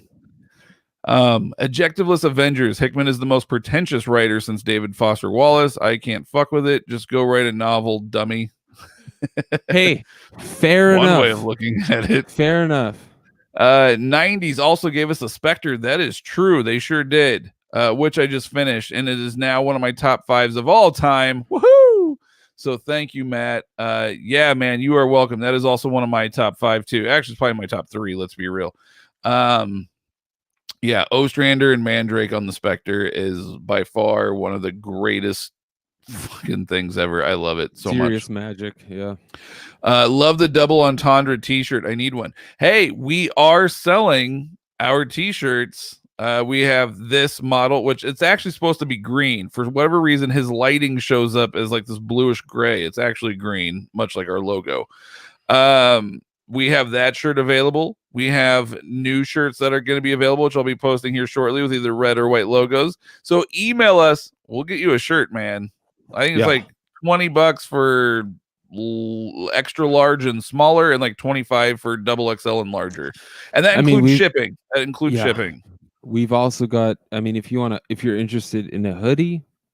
Yep, we got hoodies. Mine is on the way, so I did a test run first just to make sure they look good before I let anyone get one, because I don't want, obviously, you know, so I did a test run just to make sure. So I'll be showing all those when they come back or when I get them. So stay tuned.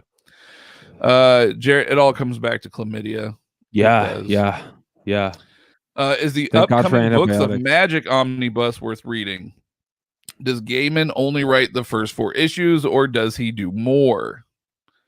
From what I don't remember who wrote it, but from what I remember, Books of Magic is a must buy for me. I read, there was like a deluxe that came out some years ago, so I haven't read like the full run. Obviously, I've only kind of read this like deluxe, but I enjoyed the hell out of it. It's part of the Sandman universe, so it is definitely a must grab for me. So that is one official book I will be grabbing. Other than that, I'm gonna keep focusing primarily on customs. Mike, Books of Magic, yes, no? I think it's great. Yeah, so Gaiman only did the 4-issue mini. The rest, I don't know who wrote it, but it was great. It's Books of Magic, Vertigo. I mean, I'm gonna pick it up. I personally haven't read the entire run, but I know I love the modern stuff that's come out, and I love the characters involved, so I'm looking forward to it. So Jesus said that he's getting the Books of Magic Omni. Gaiman did the original 4 issues, but the follow-up series was awesome in his opinion. Yeah. Thank you, Jesus. Sweet. You're making me religious, man. Bring back the Marvel Max label. That would be would dope. Love that. Yeah. That would be dope. I mean, DC's got their black label, so why not? Yeah. Good move.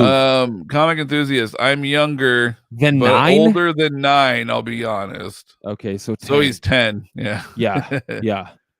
So still, stonewashed jeans didn't age well either. You should see me wear them. Mike can pull off a pair of tight-fitting stonewashed jeans. Yeah, he kind of looks like a young Bruce Springsteen when he does it. Thank you, man. He's the boss. I've been told I'm kind of like a Canadian Chris Evans. So I mean, he has actually been told that. Yeah, I've been actually at a party in not just because he showed his cock on Instagram either. Yeah, I remember 5 years ago, I took my shirt off at a homecoming party at a university, and people said, "You're Chris Hemsworth," and I said, "Yes, I am." And then I mean, sucked everybody off. Yeah. With a hammer in my hand. Yeah. Which the hammer was my own dick. Yeah. So with his dick in his hand, he then made everybody else enjoy a good time. Yeah, and I kept praying to Zeus. Yeah, hoping for something better. But he kept talking in an Australian accent very poorly. Yeah. I mean, I tried my best. Look, I'm no Christian Bale. I mean, what am I going to do? I'm not wearing hockey pants. Yeah, I can't yell at a camera guy in an American accent because I'm not Christian Bale. So yeah, no. All right, we got way off fucking track there. Yeah. What rabbit hole did we just go down? What are your guys' thoughts on DC's new age? I don't believe in them. I don't believe in them. I don't believe in them. I don't even know what you're talking about. Stop. Wasn't that the thing where they were gonna age everybody up or some shit? I can't remember what that was gonna be now off the top of my head. Listen, if Bruce, I remember it was some stupid gimmick. If I remember, it was some stupid fucking gimmick. I remember that, and I wasn't very happy about it.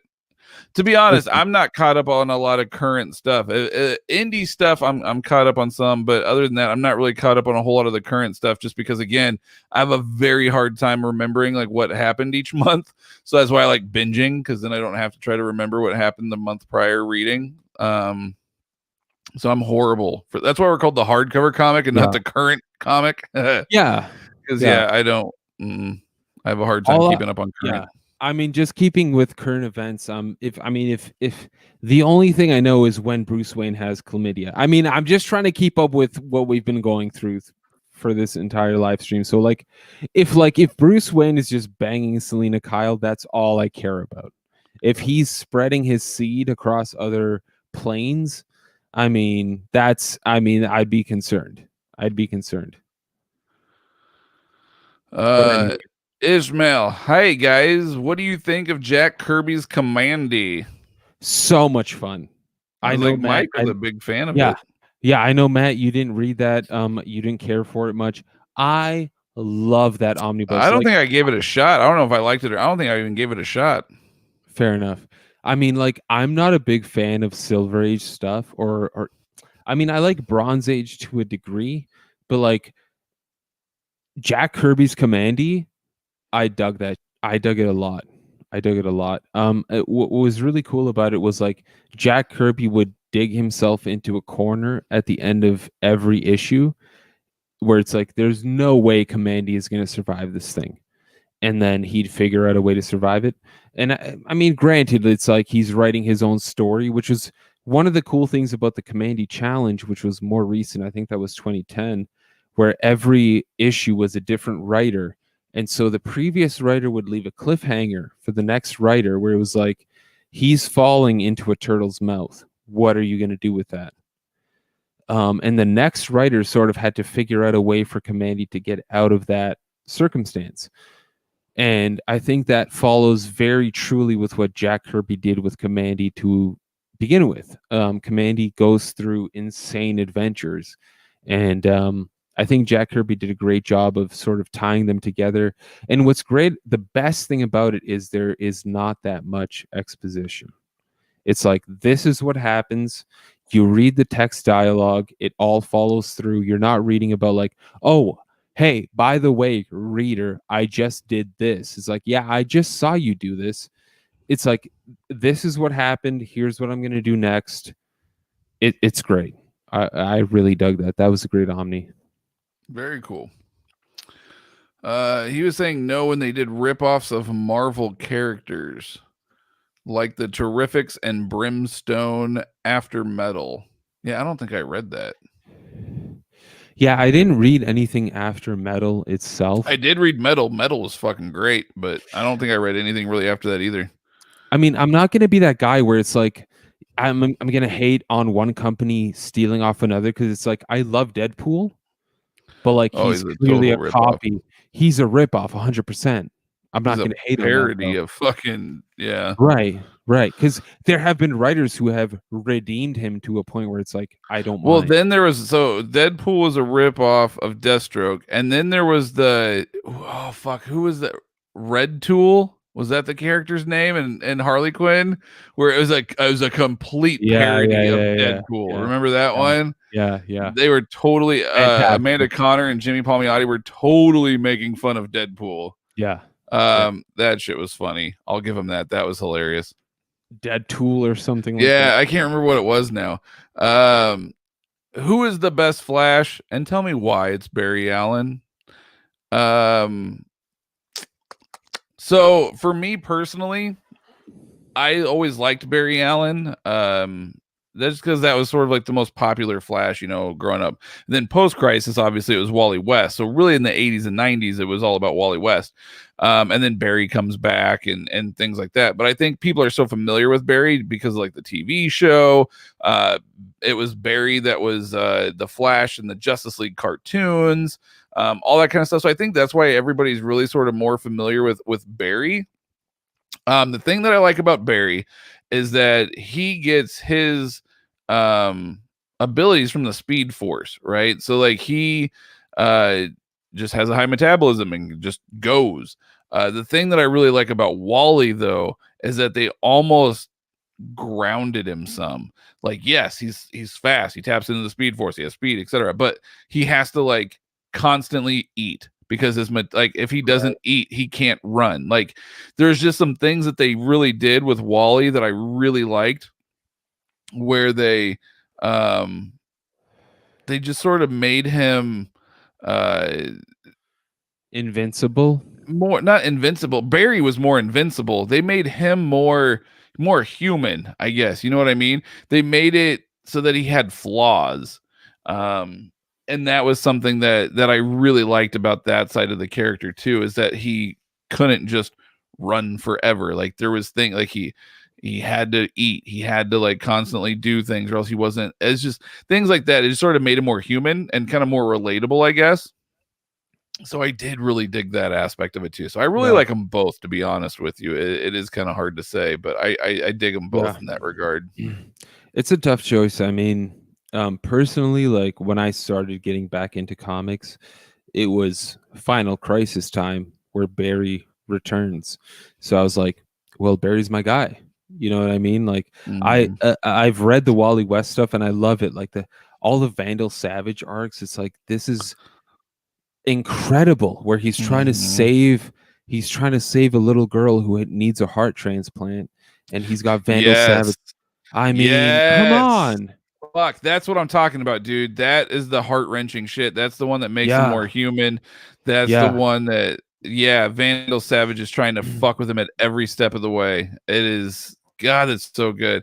That's another bind project that I have that I'm going to be purchasing from my dealer Jeff, is all that he has that entire run in floppy. So I'm going to be buying those and then putting those all together and binding those. But first I got to finish off Spider-Man and then Batman. So I got a ways to go. But my dealer Jeff is great. So big shout out to Jeff, the dealer. I mean, I've dealt with Jeff too. He's a solid dude. He got me all these Swollen Green Man comics. Swollen Green member comics. But yeah, I mean, like, you know, I read all those Wally West stories in hindsight. You know what I mean? Like, after I had witnessed Barry Allen sacrifice himself in Crisis of Infinite Earths, and then return in Final Crisis. And I mean, I love Wally, but like, for me personally, based on what I've experienced, like, Barry Allen is my guy. I would agree. It's I weird. think that's the way it is for kind of a lot of people too, unless you grew up reading Flash. Flash, honestly, also wasn't really a character that I got into until I was like just within the last few years. I would say probably within the last 5 years is when I really kind of started to get more into the Flash. Like, I knew who the Flash was, and I'd read some things here and there. And like, I grew up on, like, you know, the 90 John Wesley Shipp, you know, back in the 90s Flash and things like that. But it wasn't I didn't really read a whole lot of Flash. The reason why I got into it actually is because of my son. My son loved the Flash. He just thought he was such a cool character because he could run really fast. And so with me trying to stoke my son's interest in comic books, I was like, oh, well, let's read the Flash. Like, let's do stuff together involving the Flash. And so it didn't work, by the way, but so we started doing stuff. He doesn't give a shit. But so we started reading the Flash and stuff together, and that's when I got hooked, and I went, oh fuck, this is actually a really cool character. So I got really hooked on the Flash probably about 5 years ago, and started doing a lot of reading there. And I love what Joshua Williamson's done on the Flash as well. Really dug that. I really liked the New 52 Flash as well. That was Francis another Manipool. Great one. Yeah, Francis Manipool and Brian Buccellato. Yeah. Dude, that was fucking great. Fantastic. Really good. So yeah, I got really big into the Flash probably about 5 years ago. But I mean, Flashpoint was fantastic too. Like, and maybe that's why I would say Barry, because like you, I kind of read Barry first and then sort of Wally in hindsight. But I do really dig the fact that Wally is I guess you'd say a flawed speedster. And I really dig that about him too. So it makes him a little bit more relatable. So did John Wesley Shipp, did he play Barry or So Eric in the original series? in the original, I'm 99% sure he was Barry Allen. I don't think he was Okay. Wally West. I think he was Barry Allen. Because dude, like in the 90s. because he felt up my shoulder, so like I He gotta go with did. He Barry. did feel up your shoulders and commented on how you should. What do you do? And then you were like, "Well, you've got." And he's like, "No, they had to build my traps into the suit and blah blah blah." So, yeah, Dude, John Wesley Shipp was hitting on Mike at a con. In regards to his traps. That's. I mean, it's ever since then. All I do is shoulder exercises. That's it. Mike did ask him if he could hook him up with a show on the CW. Yeah. Nothing came out of it. So I mean, John Wesley Shipp though. Then he started playing, in the Flash TV series. He started playing Jay Garrick. That's right. Well, first he played Flash's dad, and then he played Jay Garrick. But so there you have it. There's our pick. Sorry, that's kind of a little longer than it probably needed to be. John Niebuhr is who wrote the books of magic. Okay. Damian Wayne is the true heir of Batman, and I want a legit in-canon comic of him becoming Batman. 100%, I'm all for it. Like we had that 666 issue, and I think there was a Batman Incorporated issue as well that followed along with it. But like Damian Wayne as Batman, sort of falling into the abyss that is Batman, I'm all for it. I don't want anybody but Bruce Wayne to be Batman. I'm old school, man. Like, I don't want to see him. It's a comic book. He doesn't have to age. Like, why age him? Just fucking let Bruce Wayne be Batman. You didn't like Dick Grayson? You didn't like Dick Grayson as Batman? I did, but only because it was temporary. All right. Like, man. I don't mind it, like if it's temporary or something like that, or if it's like an alternate universe. Sure, why not? Right. Like Batman Beyond. Obviously, I'm drawing a fucking blank all of a sudden, but it wasn't. It's getting late, but it wasn't. Terry McGinnis. Yeah, Terry McGinnis. That was different, and I loved it. But that also took place in the future, like the far future. You know what I mean? Like it wasn't current goth. Like I don't know. I don't want to see Bruce age. Yeah. I don't know. Yeah. Bruce will always be my Batman. If they did have to get rid of Bruce, sure, why not? Damian, I get it. Cool. But to me, Damian's always going to be like that 13, 14-year-old kid. I don't want to see a grown-up Damian. Like in alternate universes and shit, sure. Whatever. But not like in the main DC universe. I don't want to. For me personally, what would break my heart, like to a degree that I can't even measure at the moment, would be to see John Kent become Superman. Yeah, I don't want to see that.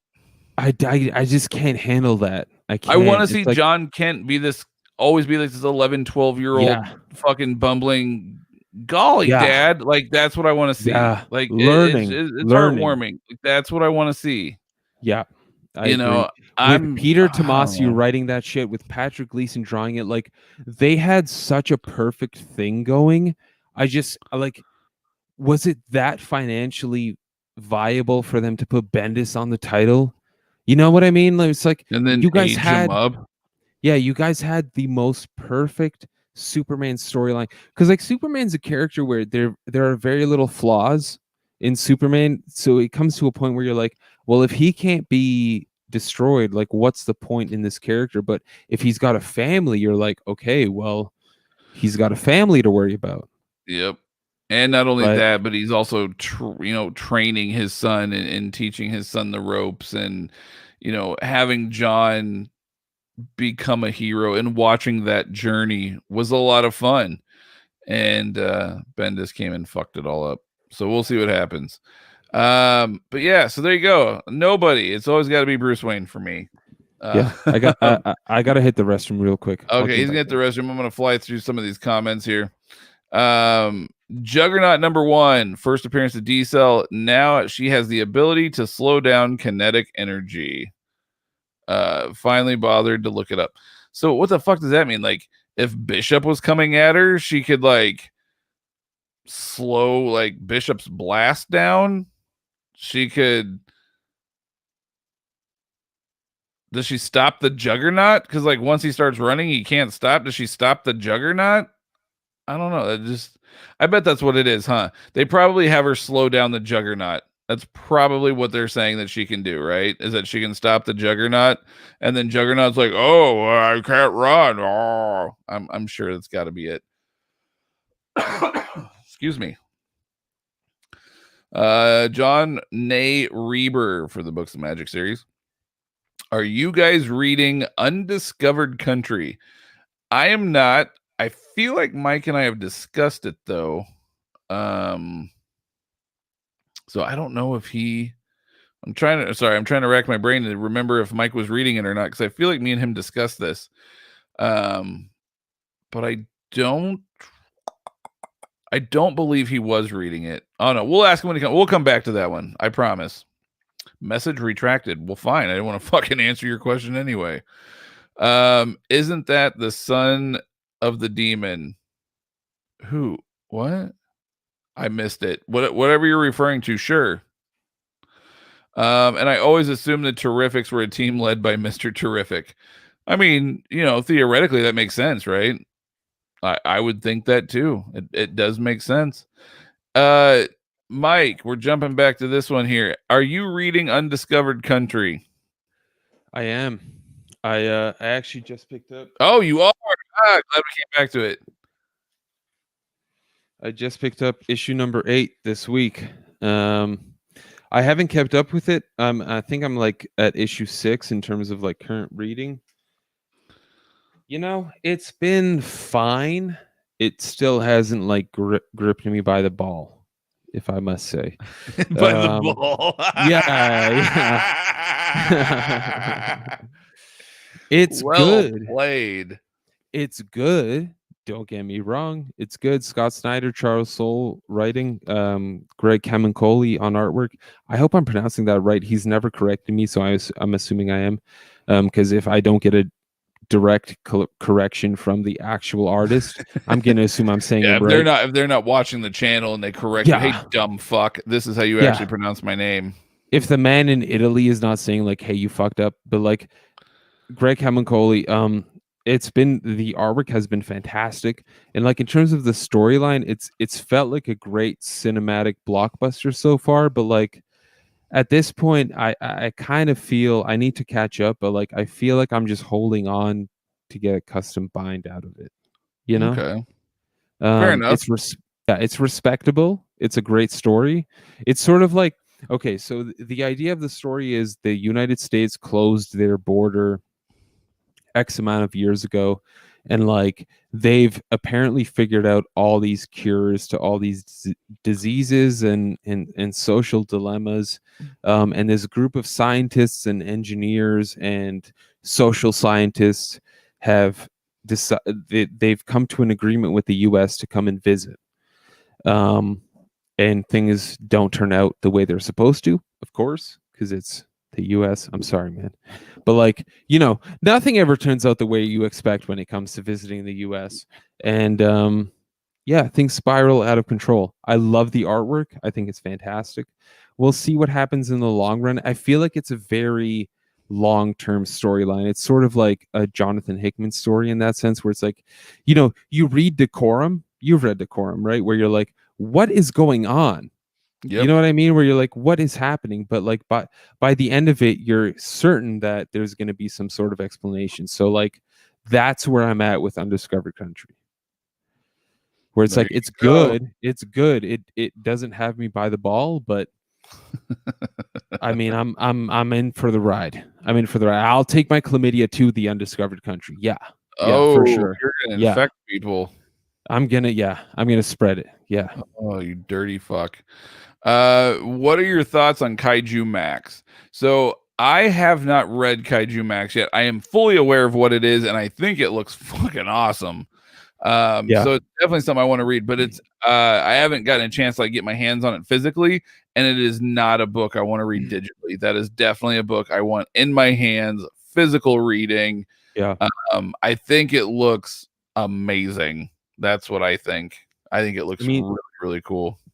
That's one of those books where it's like, it's when you get the physical hardcover or trade paperback, it's not the traditional size, right? It's like wider than it is longer. Yeah, it's supposed. Am I Yeah, right? from my understanding, it's an oversized book. Like it's a pretty big book, and I don't mean oversized like a standard like Omni oversized. Like it's like an odd shaped book if I remember correctly.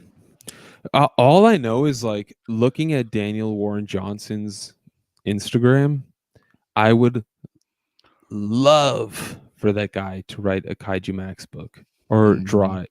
Because that, I mean, if you look at some of his commissions, he's not just drawing the character for you, he's drawing that character in an action stance where your mind is completely blown apart. So whenever I think of Kaiju Max, my mind instantly goes to Daniel Warren Johnson.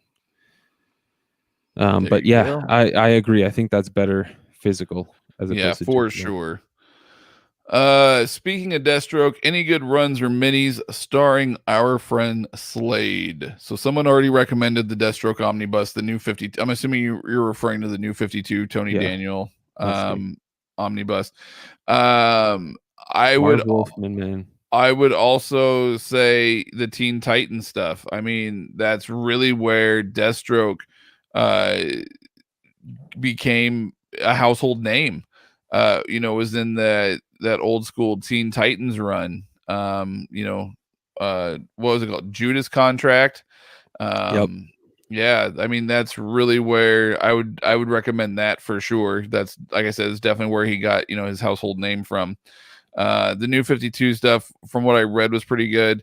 The Rebirth stuff, they actually brought Christopher Priest back to do Rebirth, and I remember reading that with Mike, and I remember like we both liked it. Yeah. But the problem is that you really had to have to really fully appreciate it, you really needed to have a lot of knowledge about the character from pre New 52, so like going further back, when Christopher Priest was writing him back in the day.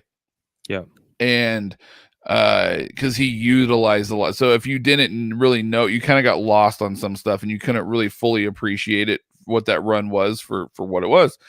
And so I remember we liked it and we're like, this is pretty dope, but then we just kind of got confused because we didn't understand what the hell was going on because we didn't have enough knowledge about the character. But that's another, I guess that's another great run too. Yeah, I mean, like if you can get your hands on the trade paperbacks, because I know DC did about 4 or 5 of them before they canceled the series. They did 4 or 5 trade paperbacks for the Marv Wolfman Deathstroke the Terminator series. Oh yes, that's right. I mean, if you're gonna read about Slade, that's the place to go. Yes, from my understanding, because we have a good friend, actually, it's a huge Deathstroke fan. Shout out to Slayer the player. He's our good friend down in Kansas City, so every time we go to cons, we always end up bumping into him down there. He is a huge Deathstroke fan, even named his son Slade.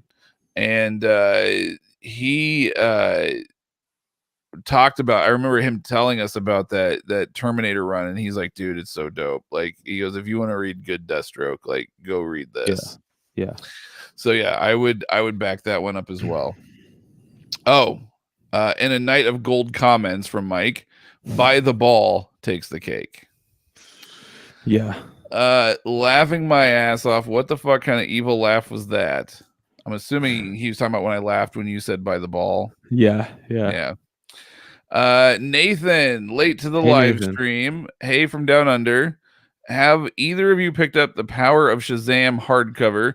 I bought the singles and double dipped for the hardcover and wondered either of your thoughts. I don't think I have that one.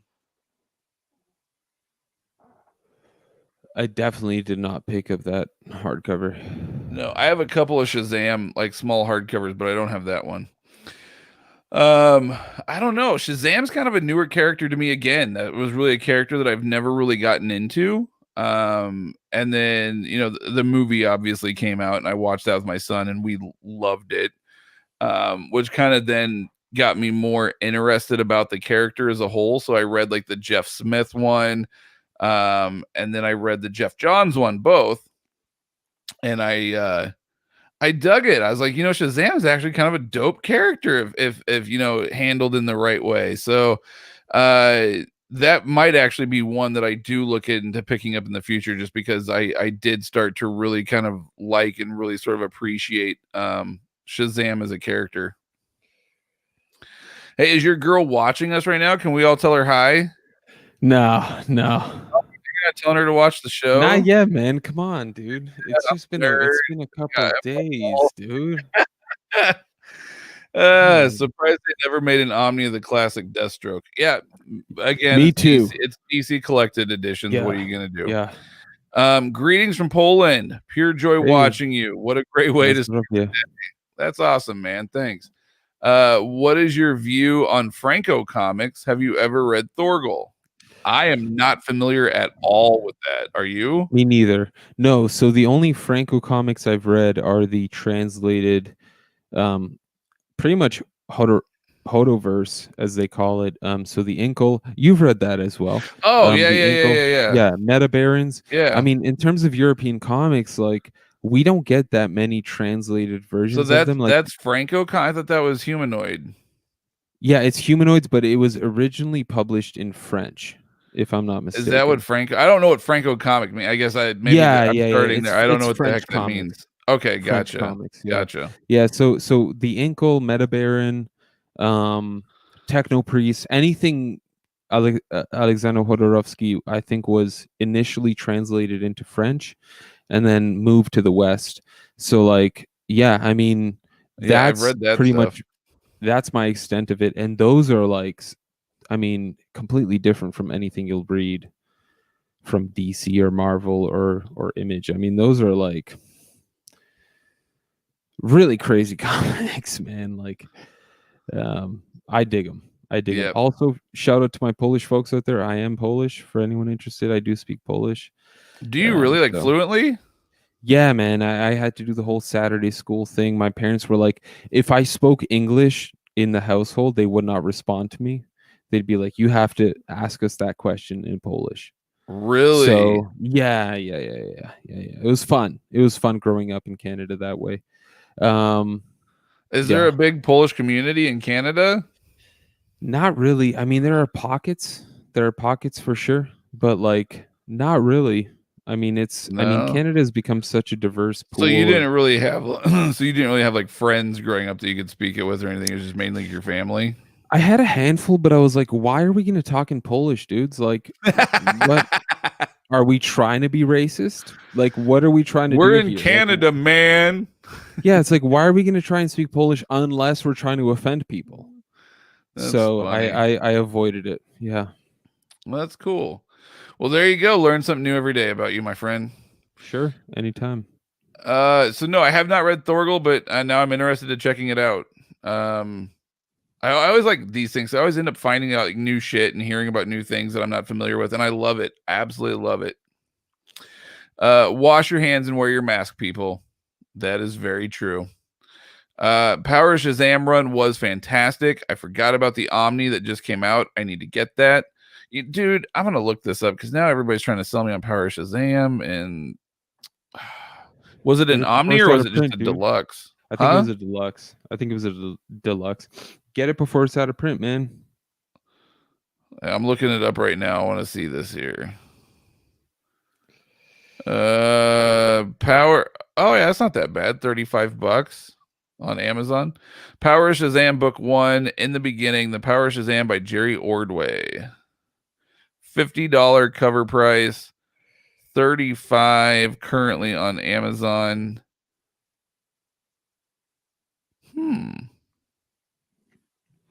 So this is old. This is some old school Shazam. Yeah. I mean, Shazam, like, aside from, like, Jeff Johns, his mini run in the backups of Justice League in the New 52, I don't think Shazam has gotten much love. Issue 15 came out this week, which was the finale of the most recent series for Shazam. Hot damn, I'm sold on this. I'm sold on this deluxe, dude. So I'm looking through it and someone gave it 1 star. And I was like, oh, why did this person give it 1 star? Get this. They gave it 1 star because it is newspaper print with a glued binding. Well, it's a deluxe. You don't need a fucking sewn binding in a small deluxe. Get over yourself. Yeah. And it's newspaper print. It says newspaper print doesn't justify a $50 price tag. Oh, I don't know who you are, David, but piss off. That's amazing. I love that it's newspaper print. That just got me excited. I'm buying it. End of story. Sounds like that person is. You sold me. Nathan, you sold me. I'm getting it. Whoever gave that 1-star review is dealing with Canadian prices. I mean, let's be real. I guess. Yeah, Nathan. No, dude, I'm sold, man. He is my favorite superhero and would really recommend it. Jerry Ordway was the main writer, and I think he did a great job. Would like to see a review. Done, my man. I will get it. It'll hopefully, it says it'll be here Friday, so fingers crossed it's actually here Friday. No, I'm for sure gonna grab it though. So thank you. Which is better, PS5 or Trashbo? Is Trashbo Xbox? I would think so. I don't know. I think I don't mind Microsoft, but I think they make stupid naming convention decisions. It's like Xbox Series he meant X. to say Trash Box. If you say Trash Box, I'm unsubbing. Well, considering I have a PS4 and a Nintendo Switch, and I don't even own an Xbox, I guess I'm gonna have to go with PlayStation. But I hardly have time to play video games. To be real, though, I use it mainly for streaming shit in my office because I just don't. I like video games. Don't get me wrong. I just do not have time to play video games. Yeah. It's 1:30 a.m. here on the East Coast. I gotta get some sleep. Wish you guys the best. Thank you, man. Yeah, I think we're about to wrap up as well. It's getting late for everybody. Luckily, I'm off tomorrow. Are you off tomorrow? No. Oh, you're just gonna be up fucking late. Sorry. You still got to talk to your lady friend tonight, too, I bet. Gotta keep that thing wet. Yeah. But thank you all. Yeah. So you paid $82 Australian for Power Shazam. So that's even more. Dude, it sounds like an amazing book. I love newspaper print. I love newspaper print, especially in older books. I think it's an homage to the book. I absolutely love it. Huge fan of newspaper print comics. So anyone that doesn't like them, piss off. I think they're great. Not really piss off. I still love you anyway, but Carlos, hey guys, I'm new to the game and recently discovered American Vampire. Does volume 1 cover the entire story? No. It covers about half. There are some deluxe hardcovers. I think there's 8 in total. The deluxes, or maybe they're not deluxes because they're not oversized. I don't think. I think if I remember correctly, they're just standard size. But I want to say there's 8 of them. So there's like 8 hardcovers that you can get that does collect everything. Yeah. But the Omnibus only collects like the first 3 or 4 hardcovers. They still have to release a volume 2. But American Vampire is great, and that is also a book that you could easily read digitally. I don't think it's necessarily, in my opinion, one that you have to have in a physical format. I think if you wanted to read it digitally, you could easily, and I think it would translate well. Raphael Albuquerque's art. That's who did the art, right? Raphael Albuquerque? Yeah. Beautiful art. Really great story. There's a new series starting up this week, so if you're interested, American Vampire 1976. Which I can't wait. That's gonna be a fun one. Yeah, that's gonna be a fun one. All right, everybody, thank you guys very much. We went for damn near 2 hours and 45 minutes tonight. This might be our longest stream ever. I definitely didn't plan on going this long when we jumped on. Not that I mind. I didn't think we would. But that's what happens when Mike gets stoned. So and when I don't have a lady for friend. hours. No, he does have a lady. He was if you guys notice, I called him out on it like 5 different times. He was messaging her throughout, but it's just women on the side, Yeah. So, all right, everybody. Well, thank you guys very much. Oh, wait, real quick, Nathan, you must be new. Is this weekly? Lately, it has been. It's weekly. So